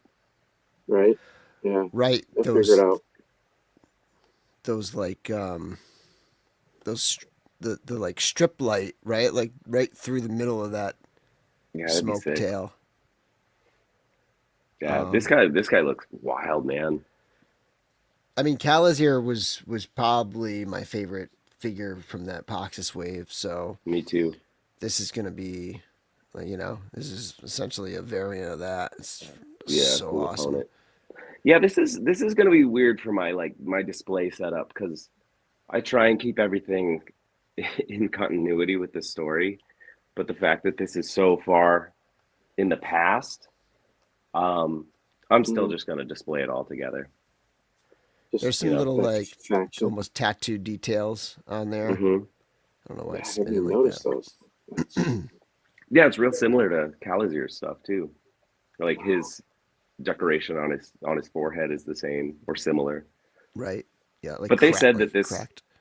this guy's bio said that he's like possibly still around, right? This is the one where they were like, I forget what it said. The magic vessel's whereabouts, along with the horror trapped within, is currently unknown. So yeah, so I could see this dude being like, could be found and released. Who knows when? Yeah, a future terror. But yeah, this guy's badass, man. I love this sword. Yep. The flames on it. Mm-hmm. The extra flame effects for his wrists. Mm-hmm. And just like the I've paint said, work. Go ahead. With Kalazir, like Jin is a very Magic the Gathering thing, and Ifrit are also a very Magic the Gathering thing as well. That's so cool. I think that orange of the flame will look good with Kalazir's skin tone too. Contrast. Oh yeah. Mm-hmm. Oh yeah. Yep. And here's a cool idea from Arthas. But this guy with the Aethon body that we got. Oh, Fire Centaur. Yeah. Oh wow, that'd be cool. Yep. Damn, that's rad. I like that his stuff is it looks to be as a Hazar's stuff, just sized down. Like the flames and the shoulder pads. Mm-hmm. Yep. I think that they said it was something like that. Right. Because I like how the fire worked on as a Hazar. Too. It fit really nicely. Asa Hazar was like the surprise of that wave for me. Like, yeah, I don't know like why I wasn't expecting it to be like one of my faves, but like that turned out so damn good. Yeah, he's just so menacing. Like just like it made the ogre scale feel even bigger. Yeah. Which one was next? Was it the Cackler next? I think it It was was Araya. Araya. Yeah. Okay. She shops at What the a- same store as Yeah, Aza. beautiful, Or has the same beautiful tailor. figure. Yeah, The details. Incredible. This is one of those things where it's like this is Sorry just about kind of a basic 2.0 figure that is Yeah. incredible on its own. It's With, the one like- where like a lot of stuff comes together from elsewhere and makes this Mhm. awesome new figure. Yeah. Trevor, I don't want to sound suggestive, but can you tell us what's under the skirt on this one? You know what? I really can't. She's got bare feet, so I'm assuming she's got kind of like body parts Bastet? from Bastet. Yep, very Bastet. Yeah, she's got the in Bastet fact, no. arms. You know what? I can tell you because you know what? I can't tell you because I replaced them because I had prototypes and I'm like, these pretty much match Bastet, and I'm not dealing with this prototype Oh, stuff yeah. falling apart. So I took the entire half of my Bastet and popped it in there. So It's cool. And is that Now, purple is this a cowl mask? piece part? yes, yeah. You mean Lazir or whatever his name is? Arzak. Arazak. Is that what you're saying, Joe? Or what we? I was asking if the purple molded like hood piece, is that connected to the head sculpt, or is that separate piece? That I don't know, because that was one piece when I had it, but I don't know if it's going to be something that's going to be removable because sometimes that stuff's glued in place, and I don't know if it's removable or not, but could be. Yeah, to go back to Bill's question, is that a mask that she's wearing? Do we It's know a that? mask, but I don't think it's removable. There's nothing underneath it as far as Right. I know. Okay. Yeah. I That's- love that's cool. the snake wrist adornment, I guess. Yeah, those were very soft that I got, so I'm assuming those are something that can be like that they're going to be like that. They're kind of stretchy. They're not like solid. Yeah, they kind of wrap a little bit. So I don't know if they're going to be I like the that? magic effects. yeah. Sweet. Yeah, a little soft like that. Yep. Yeah, she's cool, man. She's beautiful. Yeah, Just I the like whole this. I mean, headpiece. it's not the most radical figure, you know what I mean, in the line. Yeah. The dragon's going to be really cool. The fact that it's going to be a flexi piece I like in that shot that it's the head is separate, and that's why I think everybody's asking if it's a mask. Yeah. I mean, that's one piece to me, like, because that's how it came off. So I'm assuming that that's one piece, the whole thing. But like anything, I'm sure you can unglue that and do something with it if you want. Yeah, throw a skull under there or something. Right. Right. That was Joe, I heard you ask something about the Ifrit, Jehannam. Like, I don't know what you're going to ask. Just how much of the flame was lighting and how much was just the color of the flame and the. It's all like lighting behind it, but if you light it from behind there, it looks like that. It's pretty amazing. It's really cool. More so in the shot, the like environment shot. Mm-hmm. It was really vibrant. Yeah, it was lit from behind, but there's no enhancement there whatsoever. Like if you light that up, that's what it looks like. It's pretty. It's wild. Cool. Yeah, so it'll be translucent. Bill, or yeah, go ahead. Okay. Yeah, like all this was lit up from behind. It's just there's this one Lumicube from behind it, but like it looks like that. I'm hoping we get. From what I was told, like, I don't think I'm telling tales school here, but Jeremy says, like, this is something Eric wanted to do for what's his name? Calazir. But either they just didn't have time to, or what, I don't know, I'm not sure. But I hope that there's some way that they could go back and do, like, a purple blue version of this. It'd be pretty cool. They could figure out an accessory pack, you know? Yeah, I think so. Yeah, and like, totally. Like Joe was saying, this one would work well too. Mm-hmm. Pretty much, but I mean, it matches that Eve. I mean, not that Calazir isn't. He's Poxus, but like it just matching his colors and stuff with. Yeah, it would be fun. Like a purple blue flame would be cool. I like that you had the lamp like sort of knocked over. Yeah, that's such a good shot. Like, it's just such a good little storytelling like. Thanks. Do you think with that articulation point in the smoke, could you have him still upright but have someone holding the lamp and have the smoke coming out of it, like at waist height? That's a good question. See, I didn't even know there was an articulation point because again, it was glued in place, but it looked like there was going to be an articulation point, and that was another thing that I was going to ask them. Again, not a lot of time to ask them in between shots, but like when he said that, I was like, oh, I kind of assumed that. So what I did with this shot, like if you look at the turn shots, they have, the flame kind of goes behind them. I think this is the way it's supposed to sort of sit on a shelf or whatever.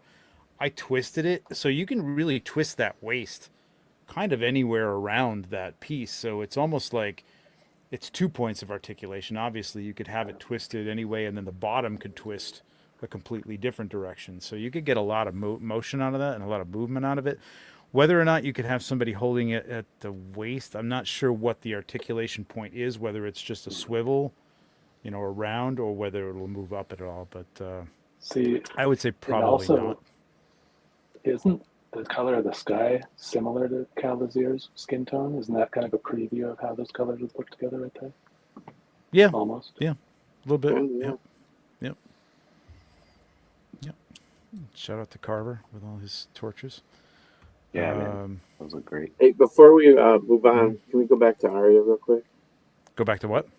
Oh, is her name Aria? Can I say that right? Mm-hmm. Mm-hmm. Just the layout shot of all our stuff. You had zoomed in on it a little bit ago, but just looking up at the top of the staff. Yep. So I know I'm not the only one who, when they saw that, we thought, oh, now that's an indication of the scale dragon that's to come. We're hoping, of course, as we're sitting in the audience, and you're looking at it when it was on display in the lobby, and the talons on his feet looked smaller than that, but this looks like it appears to be the ones that come out of his wings. Could be. Hey, listen, man. There's 5 dragons, right? Yeah. So, there's no saying it has to be this best to belong to that dragon in particular. That's true. The green was kind of on purpose, but not really entirely. This whole thing was meant to tease. You know what I mean? Obviously, they're teasing with this. Yeah, that was Jeremy funny. said that they were going to lead with this, and I'm going to be, they're going to be like, "Here, there's your dragon," and then this thing, this is like a jewelry box that I picked up a while ago, which is a Werberin, which like is pretty much exact, just to tease the whole thing. And then we had, what's this guy's name? Good luck. Windaji, the cackler, Windaji. Windaji. This guy's so cool. Yeah. Yeah. Like just head to toe, so rad. Werewolves, man. I mean, Eric's been saying all along. I mean, he's not a werewolf. He's not a wolf, but he's a hyena, but a were-hyena. Which I kind of like better. I'm glad they didn't lead with like just your werewolf. You know what I mean? I really like the idea of a hyena is kind of even creepier than wolves. Oh yeah, I think way right? creepier. Hyenas are fucking weird. You know? Yeah. Right? I was and unpredictable. Yep. The pauldrons it's the same pauldron with the new is it Atlas? It just has a different attachment on the front. Yeah, with the are they?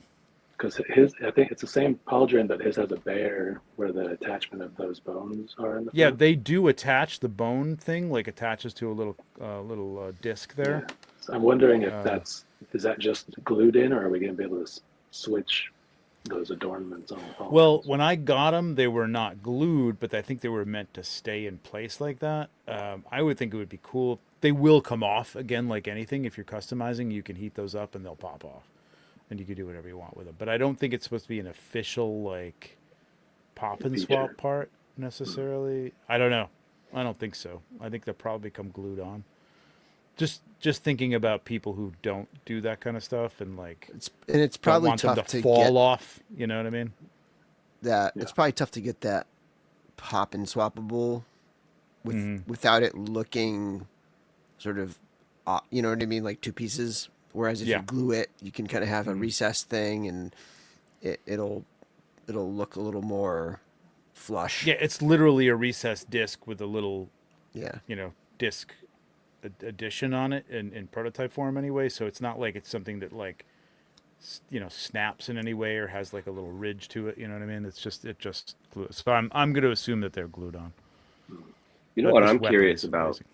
Yeah. It looks like he sculpted the double joint, like the joint that's going to be used. It looks like it has texture, like fur texture on it. Mm-hmm. Yeah, I noticed that too. And I wonder about that, if that's going to be, If it's going to be a new tooled piece, yeah. that would be Like- crazy. Yeah, Like this way, was the introduction of that new feature, was with this figure. So. like way above and beyond anything. Yeah. Anyone Yeah, else? like would right do. here, right? Like right Yeah. there. Yep. I've seen. And there are times when I will sculpted Photoshop joints. stuff, but like, yeah, that's as it was right there on the product. So no more popping and swapping of knees and elbows with this. Not here. No. Yeah, and I'll be honest, like, yeah, I know. Joe said Knowles are now official. We were going to be hitting those in D&D, but I'll be honest, like the first thing I said to Jeremy is like, okay, everybody who is, like clamoring for this is now going to be gloating, but they've been working on this for years. It's not a matter of like as a response to anybody bitching on YouTube about it. Well, As a full customizer, as somebody who customizes often, I never paint the joints anyway, and the line offers so many different colored characters that you can find something to match the joints to, and then just paint around that. So with this, I mean, it's going to be a furry character. Sure. It'll have brown joints; those aren't going to stand out too bad.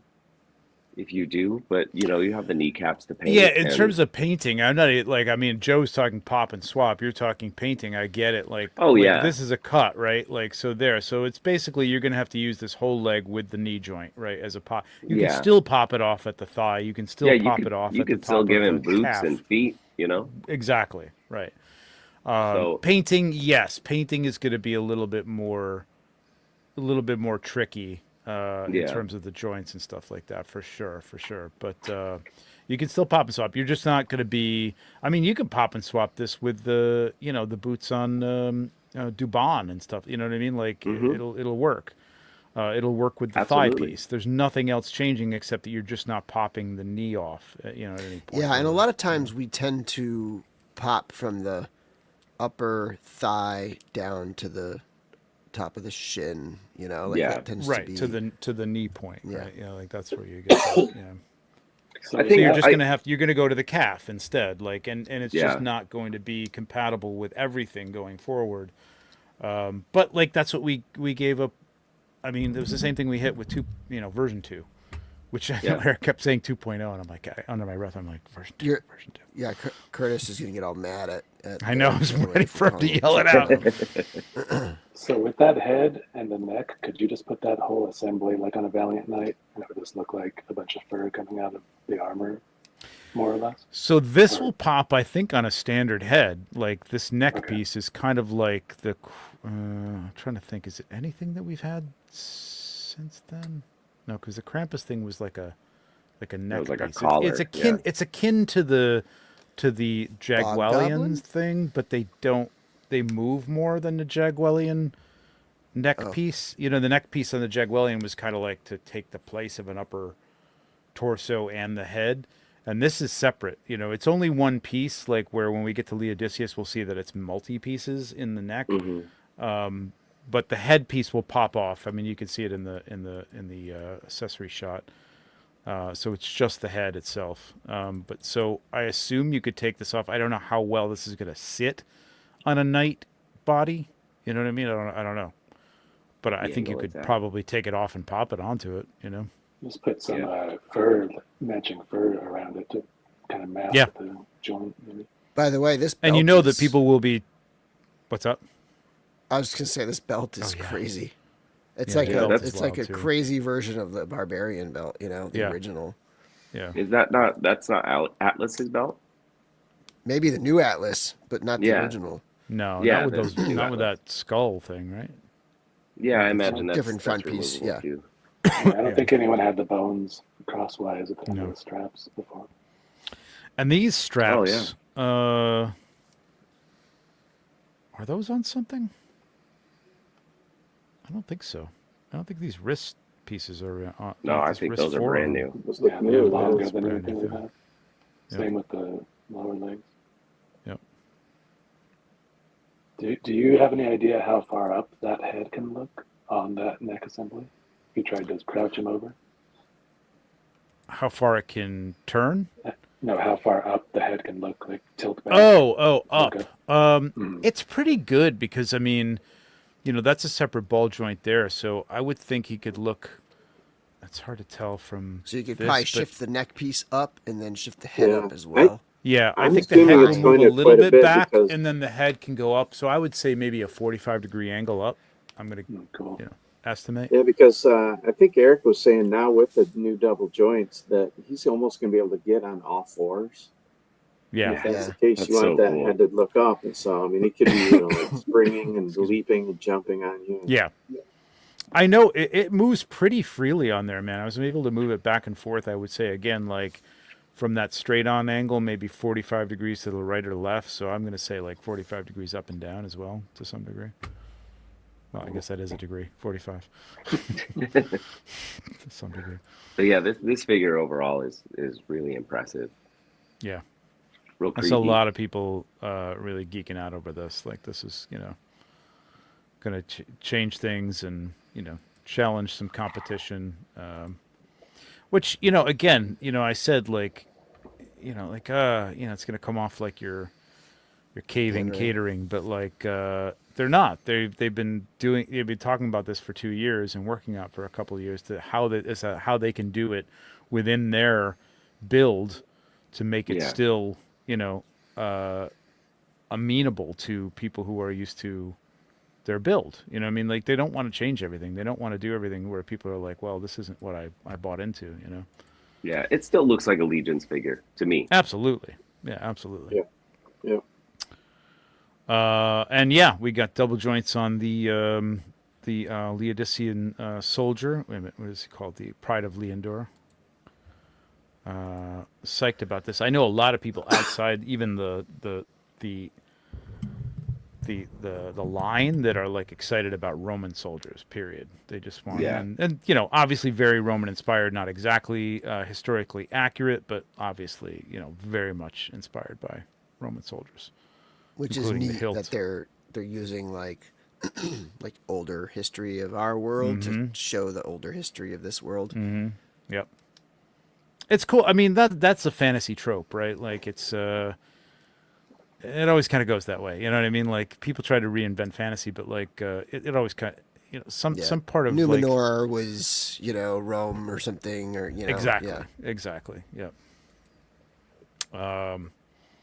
Yeah, I was psyched about this because, you know, I'm a Laodiceus guy, so really cool. Well, I had a question about those sleeves. Is it a bicep swivel inside the sleeve, like a separate connection, or is it? Yes, I believe it's cut here and it swivels at that point, or just inside. It may be concave. I can't remember, but I think it's a little concave. But it'll swivel at this bicep. At least on this figure, you know what I mean? Because it's got sleeves. I don't know if going forward how they'll work with that, but it's totally, it turns there, right there at that cut. So, yeah. My one thing about this is the helmet. I to be honest, like I wish these pauldrons were a little bit more compact or smaller. I love the way they look as this, but like you can get some head movement. I got it out of this, but the neck's a little elongated. You know what I mean? It's just I kind of wish they were a little bit closer to the shoulders and you could move the head a little bit more. But personally, I love this look. Like I love the human look on these things. And then you've got, of course, I don't even know if they have it. I took the shot of this head inside the helmet, so that looks cool too. Yeah. He kind of looks like the young Attila head, but if he was more of a bully in school. It totally looks like Roman Attila, right? It seems like Roman Attila. I mean, this harsh bowl cut up at the top is completely Roman. And I didn't even put together like who was it? Was it Curtis? I don't remember who was talking about this. Jeremy Gerard was bringing it up. Was he talking about this? I thought somebody else was talking about this. The fact that the design on the shield is Basilia and Etheron and Xylona, all put together kind of as a design. It's pretty cool. Just the line in the middle makes all four of them there. Yep. So is that lion in the middle of the shield is not the same piece that's on Attila II's pauldron? Going back to that pauldron attachment thing I was talking about. Damn, Joe, I don't know. Because it doesn't look exactly the same, but it looks like it's maybe about the same size. I wonder if it's going to have. I would imagine he's probably taking some pre-made sculpts and like reusing what he can here and there. I suppose. What I don't know for sure. The side. Yeah, there's a side of the pauldron that has the lion. Yeah, those. It's like their mouths are open. Oh. Okay. Looks to be. Yeah. So yeah, it's probably a new piece. I like it. Again, at first I was like, similar with the Templars, but that's a little more on the money. Like I'm like, I was never a fan of like the Templars being in the fantasy, but it's a different take, right? They're not the Templars from our world, and these are not the Roman soldiers from our world, obviously. But I dig it. I heard a few people speculating that a wave of reign of the beasts, great beasts, and we get a human in there. It's sort of like one of these things is not like the other, but it was a good way to introduce a human and show off these double joints on a human and what it would look like. So. Yeah, exactly. And it ties into the beast, which is Laodiceus. So Yeah, it's not like it's way out of left field. Yeah. Yeah. We're getting a lot of new tails in this wave. Yeah, we are. We are. Yeah, it is. Quick, hey, Kent Pool. Yes. And yes, we are live, Kent. Best We are. LegionsCon ever. Thanks for all the Purple Gang and Wolf King. Love Godsire never dies. Congrats on your Apparently, yeah. Godsire character kit. Yeah. That was awesome. Yep. You and Joe Joe, too. Gonzalez. Yep. Yep. Got Godsfire tributes. I love that. I love that there's even subgenres between in this genre. There's just like a whole other like storylines and stuff. It's wild, man. It's incredible what we're doing here. There's nothing else like it. There really is nothing else like it. No, and so Leah yeah, go ahead. I was gonna say, and it's the same as it was last time. Like I went into the shop today, and everybody was like, "How's your little thing?" I was like, That's what my students said to me. yeah, dude. It's just crazy, man. Like it's really hard to explain to somebody how special it is, other than just being like, "All my friends were there." And they're like, Yeah, "Okay." Yeah. exactly the same response I had today. Well, which is like my wife's upstairs, but which is why I was really happy that she came. Like I was a little like, oh, this is like worlds colliding, like George Costanza. But like, I'm like, she saw it, like she got it. She's like, wow, you really have like a lot of friends. I'm like, yes, I do.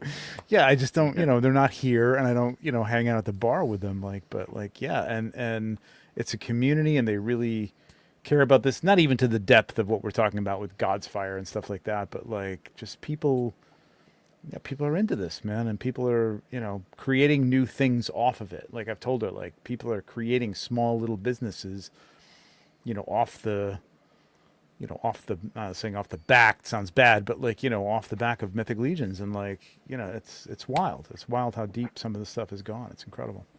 If we could just find someone that was like a Mythic branded chocolatier, we'd be set. Yeah, right. Well, we've got wine corks, so I mean, chocolate's got to be next, right? Like we got to do something there. Yeah. So Leodicius, how are we feeling about this?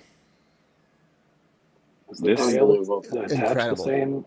Does the tail attach the same as like Scourge and Arachagor? I'm trying to think. Is there an attachment before? I think there's a little armored piece, and then the tail. So it's got a little bit of protection at the base or something like that. I think that's how that goes. But it is also flexy. This wasn't in particular, but it will be flexy. Does it peg into a hole or loop around the waist? Oh, peg into a hole, I believe. Yeah, peg into a hole. Yeah. I think this the is dragon definitely- tails, just because of the size of them and the weight of them, is something that they couldn't like just peg into a hole, because I don't think it would hold really well. So I think that's why they did the waist thing. But Yeah, it this worked is just out. a hole. Yeah. So again, to incorporate the other beasts in his armor here, Yeah. Yeah. brilliant, Ethan amazing. Just Yep. You got Aetheron over here. You got Basilia right here. This really Oh, gives you nice. like his armor and like his presence and his size. Like having all those beasts on him makes it really show like he's like the king of the beasts, yes. Yeah, Yes. this is what I've been telling people. Leodicius is the shit, man. Come on. Yeah, this is a pretty hard shot, man. This is Yeah. really cool. Yeah. Mhm. He had to be And cool. this is also going to push articulation on. Hmm. Butterfly joints. They've already been pushing the articulation on the ogre scale body. The dragons had the torso cut, right? That added a Right. ton of range. So this is going to have more range. Butterflies. Did he say bicep swivels on this? I think. I I believe so. think he said he said a torso cut, right? Yep, you can see Yep, it. I he's mean, got in a this torso shot cut Yeah. right you can see here. it. Yep, right there. Damn, this figure's rad. It's absolutely mind blowing. And that's then the he thing has- we needed in that ogre size. Like I really need more range out of the ogres. And I mean, I don't know if they're done with the trolls, but I would love, now that they're doing this dragon and doing some new joints and stuff like that with bigger figures. I'd love to get And new he's- trolls that. He's got articulated hair, right? Yeah, so this is like 3 That's cool. pieces. I don't know if any of these shots really show it. I can't really see it from here. I do have a back shot. I don't know if I didn't either edit it in time or whatever, but yeah, there's like 2 or 3 pieces to this hair. So like it won't hinder him from moving backwards. It's not going to be a radical range of movement, but Sure. again, 30 degrees or so up and down should be pretty easy, depending on those little little pieces of the mask or whatever. But yeah, it's going to be nice. It's going to be. I'm trying to think of what else would be akin to that we have that didn't move as well. Anything? Not really. Like, not that I can think of. Maybe the horse head something.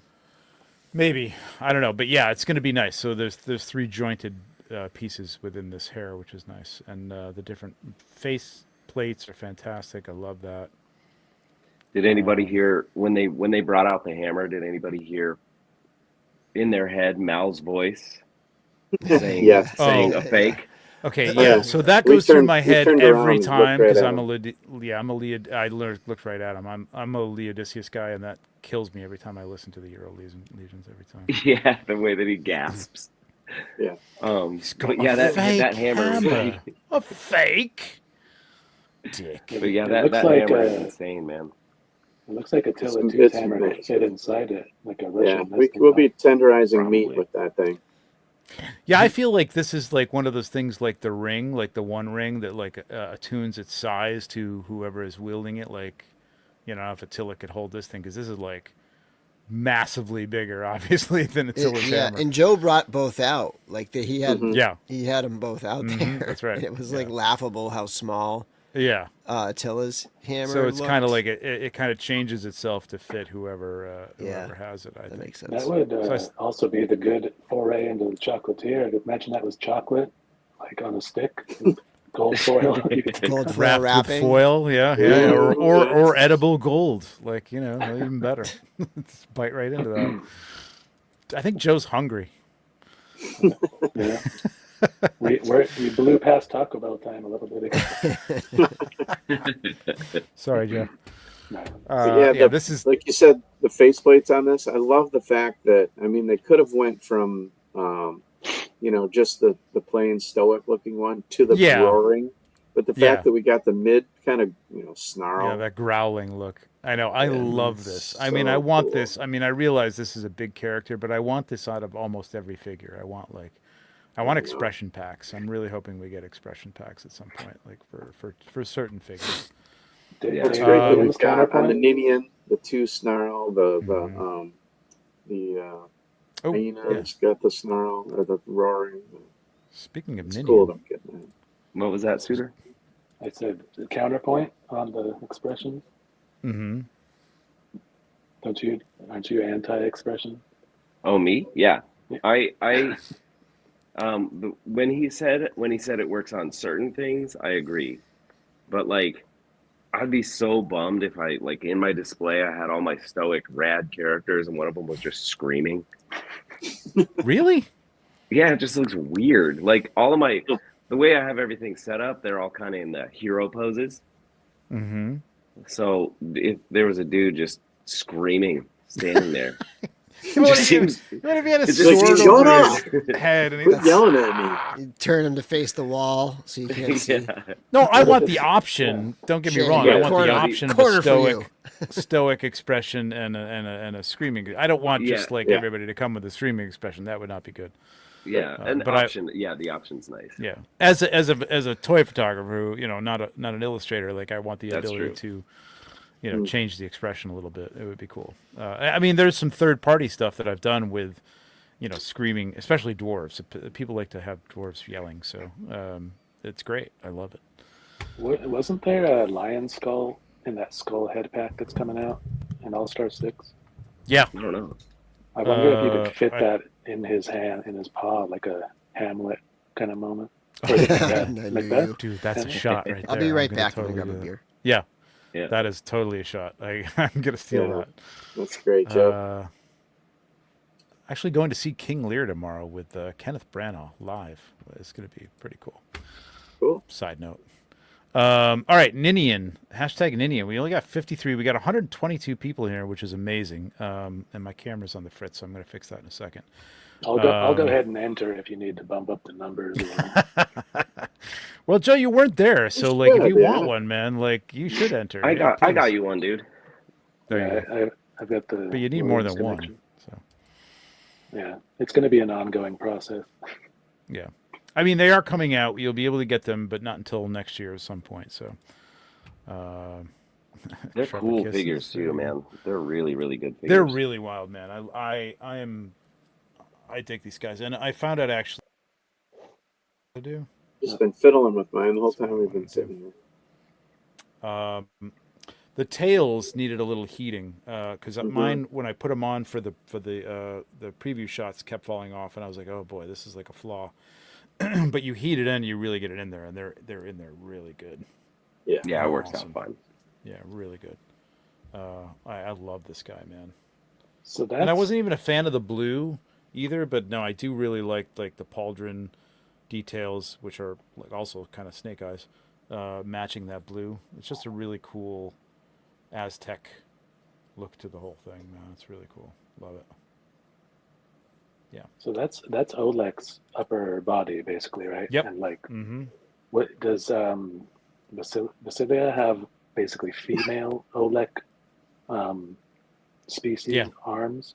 Essentially, those little like colored protrusions and stuff.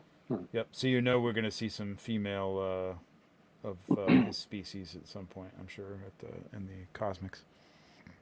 Yeah, the back. Everybody's loving the back of this character. The color. It is really nice. And speaking of the back, one improvement from the Oleg figure is that that back filler piece right here has like inset spots because it used to cover up the holes, so now it has like yeah. Actually, I can show mine.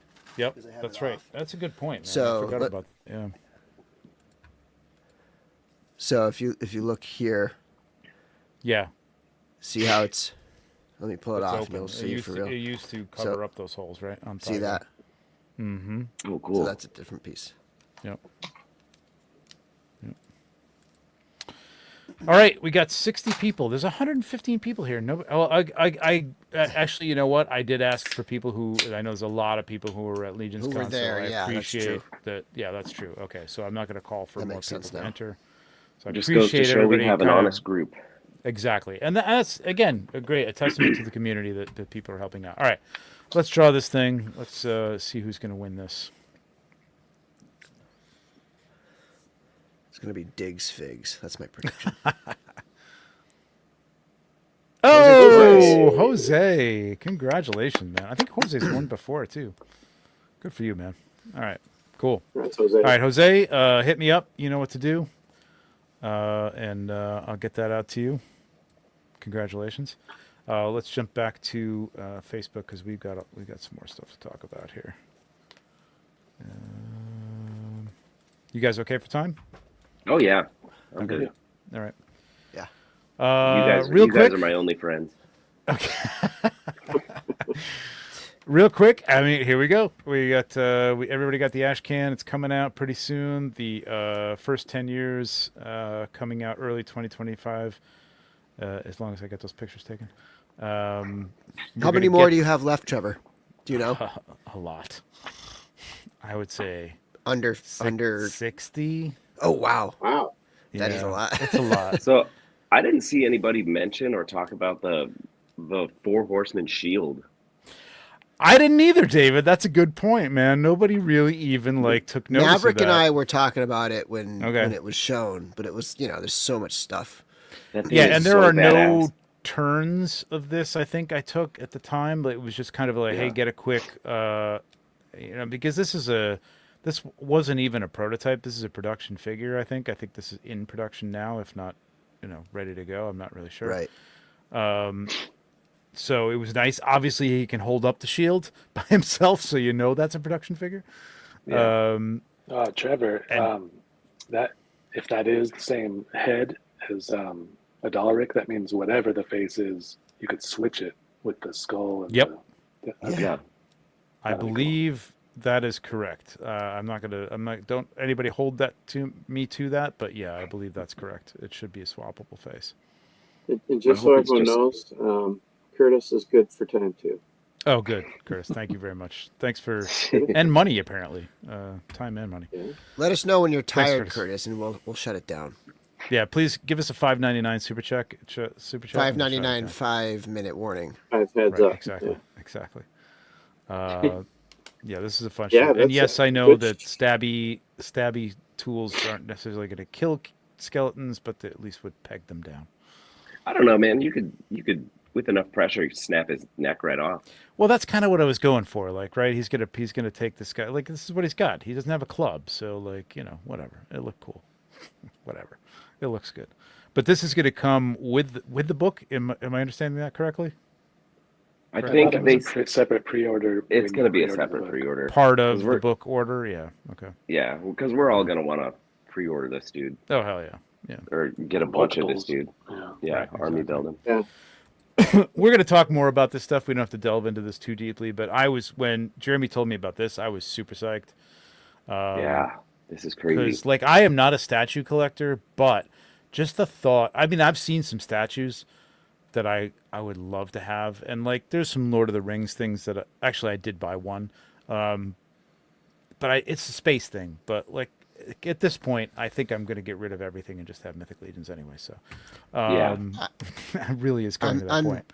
I'm like going that direction. Yeah, too. Same here. Just and if Sideshow can do what I've seen them do with some other things, and like Sideshow for me is like okay with 1/6. Their bodies are terrible on their 1/6 figures, right? Yeah, but their statues are really nice. Mm-hmm. And just think about a Lithia, you know what I mean? Yeah, and like a wild, like pose with the arms.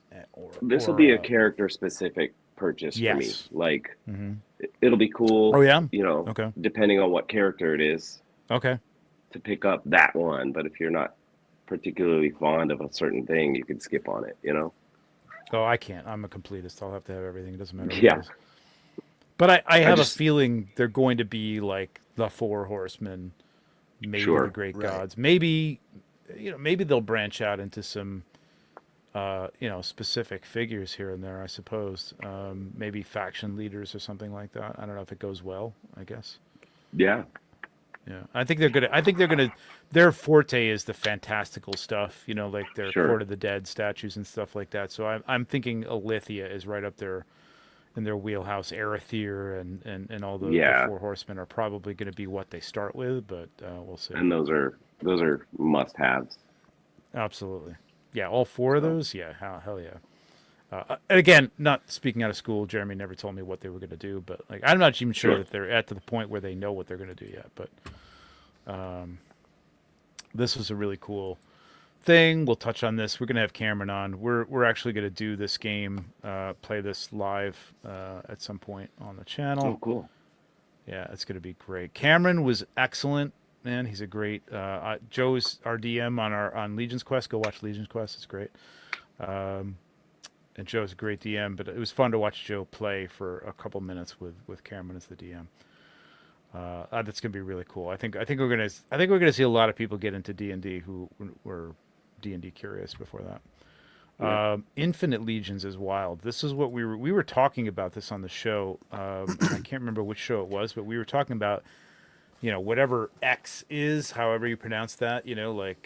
I know I bought some Super 7 collab with, or times, or whatever the hell you say, with Acid Rain, and I love that idea. I love the idea of 2 like disparate lines coming together and combining their looks and feels with something else. So this was really cool to see. This ties right into Glyos. I know those guys are all into, we're in the Glyos world. They still have the whole Glyos section of LegionsCon, which is fantastic. I got some Glyos this year. God help me. Same. Yeah. But this is really cool. I love this. I've got this figure. They can do. There's a ton of characters in Glyos, and Glyos lends itself to like color variants. So the sky's the limit in terms of just the world of Glyos with this, and then you go beyond that. Like I bought my first Formo Toys Legends of Dragonor figure. Oh yeah, I saw that. Yeah, the Oni guy. I think it's Onitor, and like I was thinking that would be perfect for this, right? Like it's a it's a stylized style because it's Motu style, right? Like classic, like vintage Motu style, so that it would totally fit this because it would like make it a premium figure, right? Yeah. It's going to be interesting to see what they do. Like, would they do like I don't even know who owns Muscle, but like a Muscle figure or something like that. Right, Could be right. kinda Yep, interesting. Yeah, that. that'd be kinda Or cool. I was thinking like Doc Knock in like Yeah. Mezco Oh, physical man, that'd be characters wild. here. Right. One of They the could my tap number into one the want right now. like the customized like Godsire figures. Wow, the you think sky's the limit. that would be wild, like to go intro, like enter, what even is that? Meta? I don't even know, like, like go within their was own thinking- like customizers and stuff. I was thinking with the Glyos thing, it would lend itself to a lot of translucent figures, like translucent variants, Yeah. which I think would be rad. I love Yeah. translucent toys, and I want a Hell yeah. translucent cosmic figure. And just like Hell yeah. thinking about even like never mind Infinite Legions, just think about all the repaints we've already had of the Tusk body. Like it's that's already happening in it. And I know some people are like, "Oh, I'm sick of these damn repaints." I love that. I love seeing me all too. the different color variations and takes on that same sculpt. Like, yeah. Yes, Curtis, I said stylistically styled style, I think. I'm just fixing my camera, guys. Hang on a second. Yep. While you're doing that, pull up super chat from Brick something. $4.99. Thank you, Sergio. Couldn't have asked for a better first Legions Con. Intern was solid. G-Con melted my mind, and getting to meet online friends in real life made it truly special. By the way, Sorry, buddy. there's a Great to Glyos meet you. drop that just happened right now. If I know anybody wants Everett to just take a look. messaged me. Is that what it is? Yeah, the copy space one. Let me pull it up. Hold on. Sure. Yeah, Brick, I'm sorry I didn't get to talk to your brother more too. Like your brother's Oh, a man. interesting person. Oh wow, look at that. So these were available there. So these were the Jeez. ones that, yeah, the vampires. Wow. So these were at Legion. I think they debut. I think these colorways may have debuted at LegionsCon. So it's those three, and then I want to say, I'm not sure how far down it goes. Oh, that's that frog new. dude is rad, man. I love that. Yeah, Yeah, I bought the little white vampire guy. up top here on the left. Yeah. I like that green one at the bottom. The creature. This bottom right. Yeah, that's wild. I was thinking this was going to be the same colorway as some of the ones I have, but it's a different name. The one I have is Oh, it was a piscoid. insectoid color, and then this is rampant. I think is the color. I don't know what the color is. Brian Lord is the sculpt. Yeah, so that Cappy Space drop. We don't need to linger on that too long, but Cool. yeah. Yeah, these are Glyos, cool, man.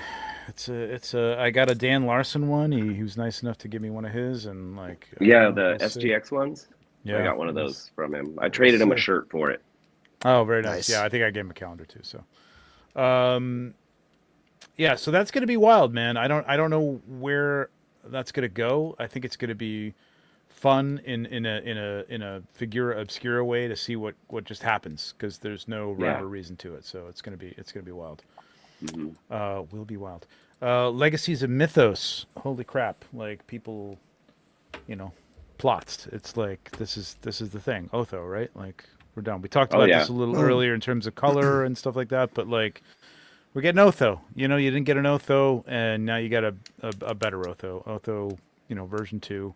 I want to see. I want to see the aftermarket value of the original one just tank. Oh, it will. It won't be like Mostly $50. because I'll buy one for $150. It'll be 150. Yeah. Maybe 2. Yeah. I still think. Here's the thing. I still think at some point, and I think that point is approaching now, and depending on how, economies go. But like, we're reaching a point where people are actually talking about specifics of, and I'm trying to think of what I The saw the white other twist day. ties. The white, for example? yes, white twist ties are one thing, but there was something else that actually was a difference between the Different reissues, and the originals. Not even in terms of mint and package, but in terms of paint. And we're going to get to a point where there is going to be that book that you get where it's like, hey, here's the light-haired Luke and the brown-haired Luke that came from Korea. You know what I mean? and there's going to be people That'll be the first taking 20 it years. apart. The first 20 years of Mythos book will be that. Maybe. I have a feeling that's going to be more of an independent, collector type of thing. But I think there's going to be people like myself who have to have, I'm going to buy Sir Galeron for whatever stupid, multi-$100 it's going to be to get a stupid, 1.0 basic figure, just because it is what it is. You know what I mean? Even if they come out with a version 2 Sir Galeron, I never jumped on a Gorgo, like an original Gorgo, because of that. Like I was like, well, we got the second one; it's good enough, for my display. And they're all better looking. I mean, obviously, but I got the 1.0 Gorgo before they even announced the 2.0 Gorgo. But Otho is one that I didn't know insider wise that they were going to do, but we all knew that they were going to do. We all knew, yeah. Yeah. And I just have to have the 1.0 version. It's just me. But anyway, this is going to be great. And they're going to be small waves, what they say, like 3 or 4 figures, maybe 4 or 5 figures, something like that, tops. Yeah. Of legacy characters, Are you getting some kind of promotional consideration from Carver Customs for how many pieces you can fit in one shot? Well, I will say Brian is a very nice guy, and he has hooked me up with some stuff here and there. Because I don't ask him to. They're good products, man. They work, they're good, and I love them. Man. They're great, and they light up really well, and they look great, and he does a great job. So shout out to Brian. He's awesome. Alexander Earl Deshaw with the Drunk Gizmo with the fountain in the background, which I specifically bought that lion fountain because it was Leodicius related. I'm like, I am gonna fit this in somehow, so I did. And he was out of the room. I told him the day before, I'm like, you may see one of your fountains show up. I'm just saying you might see it. And he left to get lunch, and it came up. They shouted him out, and I'm like, damn it, man, you missed it. You weren't here. Well, I think it was after all the main wave pictures. I know. Done. I just things like, well, wasn't. But I wasn't lying to him. I wasn't going to tease him along and say, nah, it didn't really. When it's funny when you think about like, man, I really got to go to the bathroom through that, and like running out. And then you realize that Jeremy and Eric are in those seats the entire time. It's like it's pretty mind blowing. Yeah, that's like my prep for Infinity War. Like, I'm just like, I am not going to drink water for 7 hours before this movie. I once asked a doctor, like, how long should I wait? 'Cause I forget what movie it was. It might have been Infinity War. One of the Infinity War movies. Yeah. But yeah, that's so funny. Or a Lord of the Rings extended edition or something. Yep, like exactly. So it's going to be interesting. Dude, I looked at your swig. All right, so this is a funny story I'll tell very quickly. First of all, we're gonna have Terrence on to talk about the 1,000 swigs. We're gonna do like a series. It's probably gonna last for the rest of the year, of just like recap. We're gonna talk to people who were there the first time. We're gonna talk to Terrence about the 1,000 swigs was freaking awesome, man. Like, it was so much better than I expected it to be. I don't want to go into detail about it, but like, I put up a video of it on the Cabal. We're going to talk to Terrence about it, but Wolf King Customs gave away a couple of, like, 3 prizes. Very nice of them. He's totally generous. So we were waiting for Jeremy to come, and like, it kind of was like a lull. Like, there was a lot of people looking, standing at the table. So I'm like, all right, how about this? I will take one of, whoever gets the next pick out of the bowl. I'll take your swig if you don't mind me taking it, and take a cool picture of it. I'll have it printed out, and I'll send you the print and send you back your figure. I was like, oh, cool. So there was how many? There was 260 people in this bowl. And whose name do I pick? He's standing right next to me, Curtis Ackerman. Unbelievable. I was like, you got to be kidding me. So it was a good swig, though. It's a really good swig. It's a space swig, which I'm stoked to do. So, and then I got Kevin Boots, who's a photographer. I did a contingency one, not a contingency, but a second one. And it's Kevin Boots, and I'm like, well, Kevin, you take great photos. So, but I'm gonna do both of them. It'll be cool. All right, let's jump onto, here we go. I mean, wait. Good Lord, I couldn't wait to talk. There was a dragon? Oh How wait, did I missed this. I missed this. Yeah. Yeah. What What was the- Oh this yeah, one? yeah. Speaking of Yeah, I going was to, gonna say. this must have been when I went to the bathroom. Yeah, I was gonna Yeah, say exactly. this is all right. Imagine if somebody did. There must have been somebody who went to the bathroom, like not And I thinking. heard everyone just When he right. said nuts. Q&A, it's like, all right, Q&A. That was my time to leave. Wow. I mean, good lord. So this So- this is considerably larger than my cat. Yeah, Oh, yeah. I have a Oh, dude. I have yeah. I have a corgi that this is bigger than. You know what I If mean? you have a Like, this cat is- that's as big as this, I'm worried. well, John Caulfield. John his Caulfield cat has- may be as big as It's this. kind of I'm not mountain sure. lion. Yeah. Yeah. But This is insane. huge.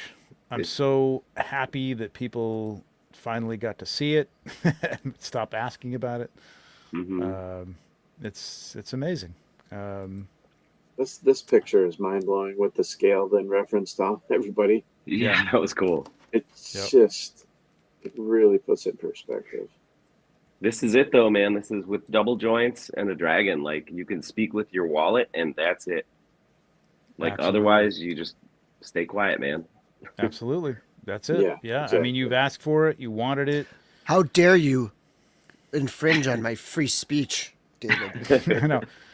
I didn't want a Werverin. I wanted a two-legged, a two-legged. Yeah, so whatever. Red dragon. Yeah, I know. I Yeah. wanted a worm. It's the wrong color. Right. Well, that was the other thing I kept hearing. Like somebody put, well, the green dragon is the weakest kind of dragon. It's like, this is, first of all, it's mythos. up. It's not like Yeah. D&D. It's not, it's their own it's their own mythology. It is what it is. Yeah, it's all based on fantasy, obviously, but like it is what what they want it to be. Yeah, it's incredible, and seeing the prototype that they brought out, and not a lot of people saw that until like afterwards on video and stuff, but they had it out in the hallway, showing a lot of the movies. That was the advantage of not being up front. Was Alec? catching that. Alec McLaughlin asks, what was the process of photographing this monstrosity? Like, I was super curious, like, how you went about it. Did you take it to the mountains? Did you take it, did you do this at home? No, I had to go to the studio. Okay.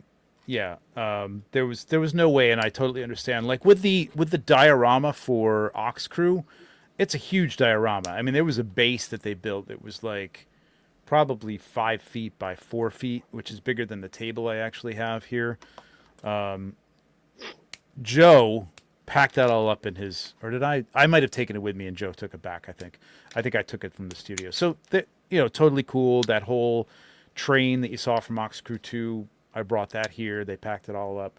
But this, I mean, just looking at this, like, there's no way you want to like put this in a car and rattle it around. I mean, this is all they Yeah, had. not at all. I mean, the amount of paint that Sherry had to do to this thing, and there's 2 of them, right? Like, so like it wasn't going to happen. Yeah. So they wanted me to come to them. I said, absolutely. So I shoot in front of a digital background, which is I think I have a 50. I have to upgrade this thing actually, but I think it's a 55 or 58 inch TV screen. I think all they had. I think Joe's the best, man. Joe goes. He's a workhorse, man. He just does whatever needs to be done. He's great. He went upstairs. They had a smaller TV. He went upstairs and brought down. I even asked him if he wanted help, but he just brought down this 60-inch TV. And it's still not big enough to cover this thing, you know what I mean? So, like, all the space that you see around it, some of that had to be filled in post, because it just wasn't going to fit.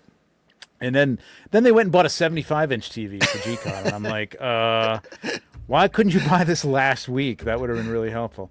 So it was a lot of, like, lifting this heavy TV and stuff and getting it in the right position to just kind of cover it enough. But, yeah, lighting wise, I'm really happy with it. It to me, I wanted it to feel like one of those. I'm all about like Dragon magazine from the 80s and stuff like that, and the 90s, and I just wanted it to feel like one of those. Looks like a Shivan painting. Dragon. It's basically like almost spot on with a Shivan Dragon if you've ever seen that original art. Yeah. This No, is a oh beautiful yeah, I think I know what you're talking about. Yeah. Melissa Benson, I think it was. Oh yeah. Look up, Oh yeah. look up. Yes. Yep. Classic. Somebody posted Yep. it in the Cabal or in somewhere today Yep. or yesterday. I was thinking a So- couple weeks ago, you mentioned that you wish you could do metallic prints of some of the stuff that was coming up, but you couldn't get them made. There's just no time. Yeah, there's no time to do it before. No, the I show, mean, unfortunately. obviously it's Stuff not that you allowed. couldn't have revealed. Yeah, you couldn't show. Oh yeah. I imagine this was one of them, right? Oh hell yeah! This is so to. I'll put this up in the Cabal. I probably should do more promotion on here, but I don't. But I will have the calendars up on Etsy. I will have, T-shirts will be up there again. But I'm going to do prints of this on metallic, Cool. and a couple other things from that I think people like from the wave, like the Talon Bearer. I think people like that shot. So Yeah, it's a sick shot. a couple things will be up on Etsy, and I'll announce it in the Cabal. So yeah, this is going to look really good. Probably will make it to the calendar next year, I'm sure. But yeah, 31 inches, 22 inches high in its basic form. That's not with the tail extended, obviously. And that's with this neck piece on the basic. So how do we feel about like... and I don't think a lot of people are appreciating the fact that it's a different neck on the accessory. So, Yeah. They haven't announced prices. We don't know what the prices are. I'm gonna guess. I mean, what's your guess? What's everybody's guess? Like Nate, what do you think? Let's say all in accessories, kit, and everything, or if you want to break it down between basic and accessory, that's up to you. I mean, what I'm hoping it is maybe a 350 to 400 for the dragon, and then the accessories is 150 to 100. So all in 500. I'm with you almost exactly on that. But, yeah. No, I'm with you exactly on that. Yep.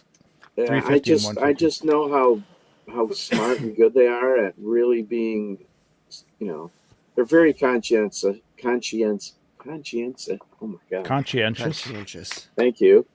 About our wallets. Yeah. And figuring out ways how to make things a great value to us. Yep. So I have no doubt this is going to be another instance of that. I think it's going to be 500 for the base and 150 for the accessories, and then maybe $50 shipping. So it'll be like 700 all in. That's my guess. That's what I was thinking too. Like exactly. Yeah, I don't want to. The problem with this is, I don't want to set expectations, and again, I don't know. I know that there's still, they just got that prototype back in, and so this is all consideration in terms of weight of the product and how can they, maybe change that to, keep shipping down or whatever, or cost down in terms of production.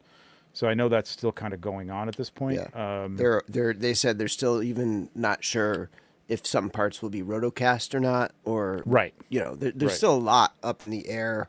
Right. And they got a couple months before they're even because of weight distribution. Like if that core body is roto, then it's going to be lighter, but will that hold up and will that give it enough, weight to sit or whatever? Yeah. It's just those wings alone are probably pretty hefty. Mm-hmm. Yeah. Yeah, and making those light enough. Yep. Let me share real quick. So just color-wise, yeah. Right? Shivan Dragon. Oh, yeah. There you go. Huh. And yes, it was Melissa Benson. Yep. Sweet. I'm excited for the making of documentary. Yeah, that's gonna I'm be really excited for that. Yeah, in a few weeks, so that's gonna be really cool to see. Yeah, I'm stoked to see that too. I'm told that I didn't think that he came in during the shoot, but I'm told he did at some point and got some pictures, or some footage or whatever. So that's cool because I don't have any pictures of the behind the scenes, which I wish I had taken. Chris does. Of the shoot. Yeah. Yeah, I'm hoping. This is a hope, that it comes in around 5 to 550, all told. But maybe 6 top end. I would love to see it under 6, but that could be a pipe dream. I don't know. They'll do those major waves with like 11 figures. They usually top out at about $500. Mm-hmm. And that's for our consideration a lot of times.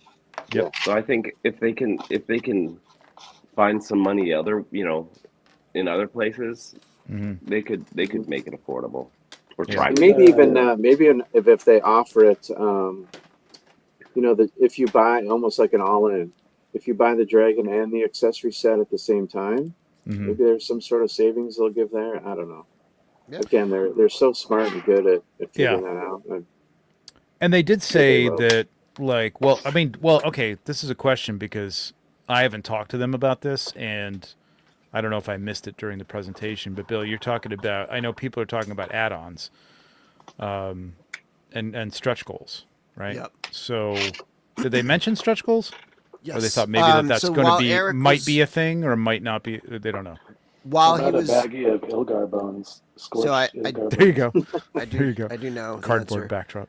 Okay. So while Eric was doing the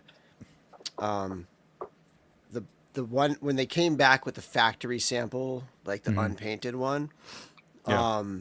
Eric was talking. He confirmed that there will be stretch goals. Okay. Wow. I didn't see that. Okay, cool. Yeah, That's cool. he described it like a HasLab with with stretch goals. Wow. I mean, I know they mentioned this, but I really, the first thing when I saw the diorama that they had built for it, the guys had built for it, I'm like, this is a piece that I would completely buy as, I don't know if it's, what do you call that? Stone cast. What is that? Polystone? Polystone. That might be a little heavy. I don't know. Maybe you need that heavy, but I would totally buy that as a. Oh yeah, that's I don't know if really that's- cool. That Yeah, I don't know if that's a stretch goal or not, but Eric, when I told him, he was like, "Oh, man, maybe Polystone." yeah, they mentioned that Mhm. during the presentation. They did mention. I think that. Polystone's expensive to ship because it's very heavy, but we'll see. Exactly. Curtis with another $4.99. Are you ready to go to bed? Oh, I was just asking Megan Trainer what the selling point would be for the dragon. She said it's all about the base. I think this is maybe a subtle hint that Curtis is getting tired because I think so. Yeah. Yeah, that joke was. My jokes get bad when I'm tired too. But yeah, no, I mean, I think that base would be really cool. Just a great way to display it because it's so good on there.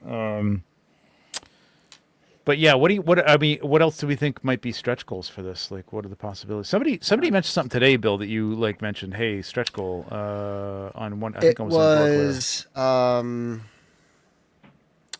oh geez, what was that? Fire? what was it? A fire? I'm effect looking of for some a sort? saddle. Well, I said like a half fire effect. I would like a half, like it's like almost hitting something or a character or something like that. A where small, it's coming like out. a different kind of It's burst. small. kind of spreads out for, Yeah. wide. Yeah, But again, Joe, I third-party know what people it could do was. that kind of I stuff. know what it was was. that? What was that? Somebody posted like it's kind of a brilliant idea for the extra head. If you go the all in and you get the the extra set, you can have that extra head, some kind of display mount for that Yes, that's what it was. Yep. Yeah, that'd be Some way cool. to display the head. Really cool. That'd be Also, I thought the charred bones and characters and stuff that were in the Oh, yeah. diorama, Yep, totally. I did like that. those would be sweet. And that's a stretch goals. simple thing to do, right? Like just coat like the skeletons that you already got with some like Yeah, some just like And then they- textured paint or something like that. Are we They sure can those double weren't for. chocolate? They can What's that, double Joe? for. Are we sure those weren't chocolate? The whole dragon's chocolate. But Yeah. the charred bones could double for Uncle Owen and Aunt Beru if you ever wanted. There you to. go. Yeah, that's There true. you go. But Joe, you had mentioned a saddle. That's what I thought for sure when they said that an accessory pack was. They were just going to talk about that. I thought for sure a saddle would be in there, but Well, that's the apparently, thing. Based on the story, there's no Yeah. reason Yeah. whatsoever to have a saddle. Yeah, I don't Yes, I that's don't what- like it. That's Like what they say. Dragons are they're riderless, and then Yeah. these are gods basically. These are gods who have been around just kind of like, maintaining the peace or whatever and just existing, which I love the idea of. When they were first talking about it, I was thinking like, yeah, what's his face would be, who's got the dragon on his shield, Rhaegar. Rhaegar? Rhaegar. Which we would now be have a part of faction this. for. Yeah. That's the only other thing I thought. It was like, why is the Talon Bearer not like blue and red? I would have kind of like that tie-in. But anyway, yeah, I kind of thought that there might be dragon tamers or dragon riders or something like that. But I kind of like the idea of this. And third-party people are going to come up with somebody's going gonna to make a saddle. saddle. Oh yeah, there'll be a saddle. You'll get your saddle if you want it. Yeah, it's going to be, it's going to be what you want it to be. And there's 5 of these, and I know people have been talking about, I think we mentioned this earlier, but like different colors and stuff. But I think there's going to be parts of this that will be reuse. Oh yeah. But I think they're actually going to do I could see them doing different dragons. You know what I mean? Like different, different styles heads of dragons, different heads, maybe even different Yeah. scales. You know what I mean? Like, And if they, no pun intended, just like smaller, like a small black dragon or a worm type red dragon or something like that. You know, if those other dragons are so different, they could reuse these parts for something. A dragon that's like an offshoot of this that's outside of those 5. You know? Yeah. True enough. Yeah. with a So saddle. You think With a about saddle. people talking about where they're going to put it, or like it's too big for their display. I knew a guy that had like a life-size statue of like a black jaguar with a big piece of glass on its back, and that was his coffee table. Maybe you need to think of this as the table and not where The it goes on the wings are table. just rest your coffee. There's on a the stretch wings. goal right there. I mean, my Razor Crest coffee was table it editions. over here. That's gonna move. That's for sure. Yeah. The Razor Crest could become a coffee table stand for sure. Yeah, I don't know where I'm going to put it. I mean, I know it would fit nicely in some of my cabinets back here with that rock or something for it to like sort of pose on. But as it stands, literally stands on 4 feet here, I don't know. But I don't care. I'm going to find obviously a place for it. It's Oh yeah, you got to make this work. Yeah, I mean the thing to just everybody's been asking for a dragon, and then when you get a dragon, it's like, well, where am I going to put this? How much is it going to be? Yeah, you wanted it. How much did you can I think it just- was going to wait, be? Trevor, can I just say something here? Yeah, go ahead. For the last 6 months, you've been telling everybody you don't even really necessarily want a dragon. Is that just shade, or do you not want the dragon? No. Before there was even like knowledge of a dragon, I mean, let's be real. Like as soon as Dragon Talk started, I mean, Cornboy already put this out there. Like, you know, he put it out, what, 5 years ago? Like, honestly, like, I'm like, I don't know if I want dragons to be part of this. Like, I kind of like Mythos being its own thing. Maybe there's some other creature. But I do love dragons, man. I mean, I love, Mythos is not, old medieval mythology. It's not Lord of the Rings. It's not D&D. It's its own thing. But all those things have common tropes. You know what I mean? And it is a trope. If you're gonna have goblins and orcs and knights yeah, and... exactly. Yeah, and it's awesome. So like, yeah, dragon. Yeah, I want a dragon. I want a dragon now, and I'm very happy that we're getting one. So I think everybody. So what you're saying is it was just shade you were throwing down to. It was shade for the last misdirect. 3 months or so. Once I knew that it was coming, it was. Okay. No, I was seriously like people. I was anticipating people saying, "Well, where am I going to put it? Oh, how's It's like, yeah. I mean, you want this thing. It's going to be big. It's going to be big. So prepare if you want it. That it's going to be huge. Again, that's the speak with your wallet situation. Exactly. And yeah, exactly. This thing's gonna sell like crazy. Even if it's $800, it's gonna sell like crazy. Oh yeah. Oh dude. yeah. This thing is, come on. Like, look at HasLabs that we've had for, I don't know, what was the Engine of Vengeance? $400? $450? I don't even know. Thank you, Curtis. Yeah, we're going long tonight. I'm sorry, guys, but there's a lot to talk about. I didn't expect to go this long, but we've got a lot You should to talk have a about. feature where you can do like $1,000 super chat and you immediately stop the show. right when Yes, someone does it. for Any for $50 super right chat that now, will I'll end guarantee- it immediately. For any super chat that will guarantee a dragon, we'll do whatever you want. Yeah, exactly. And just to touch on these guys, a cool, they were in the background. I think I touched on this in Basilia, and people, some people saw them and realized there was something different. But these guys are awesome. So we'll all get a chance to get these in, I think, in January, February. Yeah, something like that. But very cool. Love this whole concept of just these drops, and everybody's gonna get them. I know you're not gonna get them right away, but you'll get them. They're coming. Really Yeah. great combination of parts on that Ninian. Like that's a Yes. amazing. Yeah, that's Setup. great. Yep. It really Tons works of really well. And hands. I love that the Euro guys and Rich were sitting right behind me, so I could turn around every time when they announced the hyena, the were hyena, and look at Rich and have him go, and lizard men or snake men, close enough. I think the whole room turned to Rich or tried to find Rich when they did the snake men. Yes. Yeah.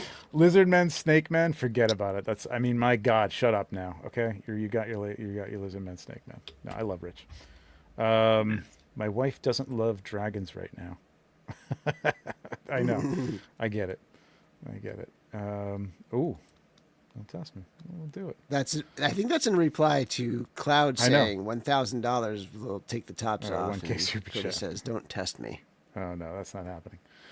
Somebody said without the snake tongue looks weird. Now I can't unsee it. No, I asked about that if there was going to be a tongue, but there are snakes that are, well, spitters. You know what I mean? Like they spit. Yeah, that's like semantics. Like yeah. You don't need a fucking tongue in a toy. Exactly. Sometimes you do. Just stay in bed with me. Sometimes you don't. It doesn't matter. Yeah. Put it on top of the grand piano. That'll look nice. That'll be cool. That's nice. Classic. Yeah. On the top of a grand piano. Yeah, sure. If you got room for the grand piano, you should have room for the dragon, for God's sake. I mean, come on. Guys, thank you for sitting with us for, what have we been on for, 2.5 hours? It flew by though, man. Yeah, it really did, right? It was fast. It was cool. It was great having you guys on. I'm so super happy for both of you. Like, again, like, I knew Joe was the perfect person for this, and Dave, I'm so glad that you're part of the book now, in addition to everything else that you're doing for it. And it's going to just like, this is going to be so good, man. It's just going to be such a great product. I can't wait till it comes out. What do you guys got coming up? Anything you want to plug? I don't know. You got a comic book and you got a book. Yeah, I'm gonna do a pre-order on those T-shirts that Nate's wearing right now. Oh yeah.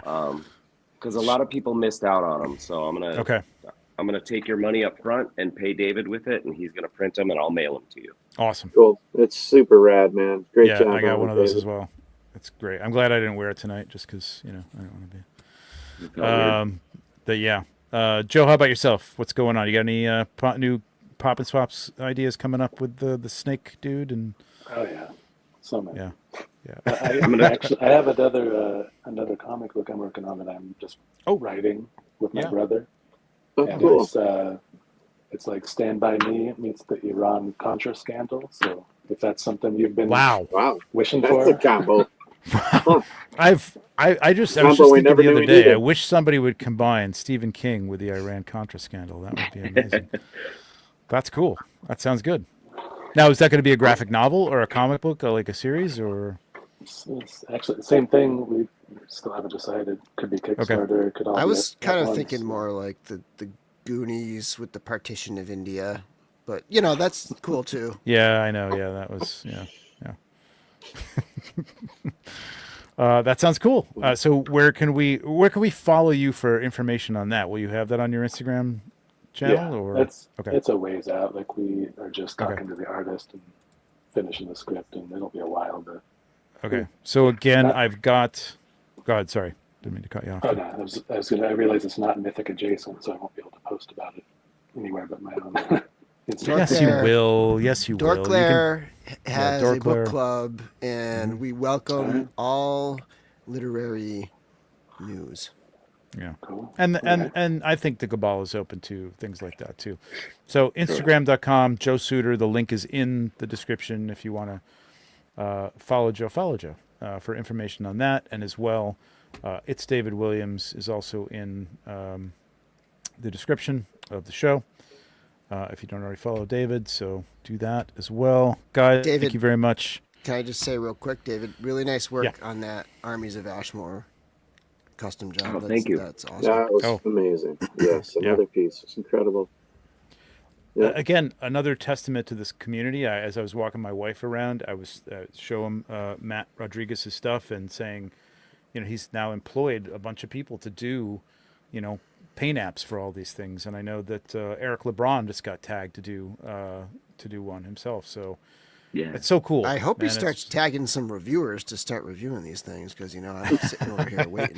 But, I'm sure you will be among the top people to be tapped for reviewing those as well. But yeah, it's great. I mean, the community is fantastic. if you didn't, Joe, I really hope you make it next year, man. I want to hang out with you at LegionsCon for sure. But yeah, if you didn't make it this year, there's another one next year. The same people, you'll be just as welcome next year as you were this year. We're going to be talking more about this for the next few weeks. We're going to get some, like I said, we're going to get some first timers on here to get their impression, including Robo, who we had on before for the noobs. And I will tell you that,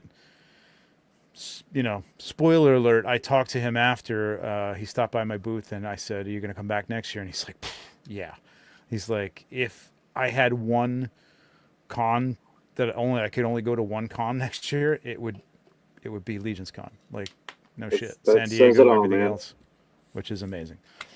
So shout out to Jeremy and Joe for putting on a great show again. The Four Horsemen for turning up everything, and onward and upward, man. It's going to be incredible. Thank you guys, all of you guys, for the super chats and for joining us and just for contributing. Love you all, you guys, and we'll see you maybe next week. We got a lot to talk about, so we'll see what these guys say about doing another show next Monday. We'll see. If not, also, in a couple weeks. Yeah, I forgot. I'm gonna be on the Mr. Allen show on Sunday. So oh my god! Oh my god! Yes, must watch passage. TV. Right there. Yeah. Get your singing voice ready. I hope your Maybe throat is cleared up. Lemon and honey concoction. I'll be better before then. Nice. All right. And before we tune out, I just want to give a huge thanks to everybody that picked up the Two Words That Saved Christmas book at the show. Yep. That was a blast. Sold out. It sold out. And if I could just ask one more favor, and that is to go to Amazon and give it a review, that would be amazing. Yeah. Yes. Thank you, Chris. I'll put a link in the description to that as well after this. I'll do that. Thank you. Exactly. That's awesome. Yep. Thanks, Alex. You guys signed a lot. And Bill, Thursday you're going to be going over the wave and some other things with your peeps. So I got to meet Chris in person. Oh, that was great. I've podcasted for over 6 years with. So he's going to come on and we're going to recap the show and go over a lot of the same stuff we went over here. Yeah. And I guess, for Larry, that it'll be, sort of like rubbing it in his face that he wasn't there and, telling him how awesome it was, and you got to go there next year. I love Larry's takes on this stuff. So, like, you can watch, like, I've watched, like, 5 or 6 takes today, at least, on YouTube. So you can never get enough of people's takes on the things. Yeah. So I can't wait to see what Chris says about it. It was great meeting Chris. I tried to meet up with him at Celebration a couple of years ago, and I wasn't feeling well, so I didn't get to see him. But it was great to hang out with him this year. So I'll be tuning in Thursday. So check out Dork Lair and everybody else, and we'll see you maybe in a week, maybe in 2 weeks. Watch the skies, watch the Cabal. Thank you guys, appreciate it. Thank you. Good night. Good night. Thanks for having me. Yeah, Thanks, everybody. Cheers.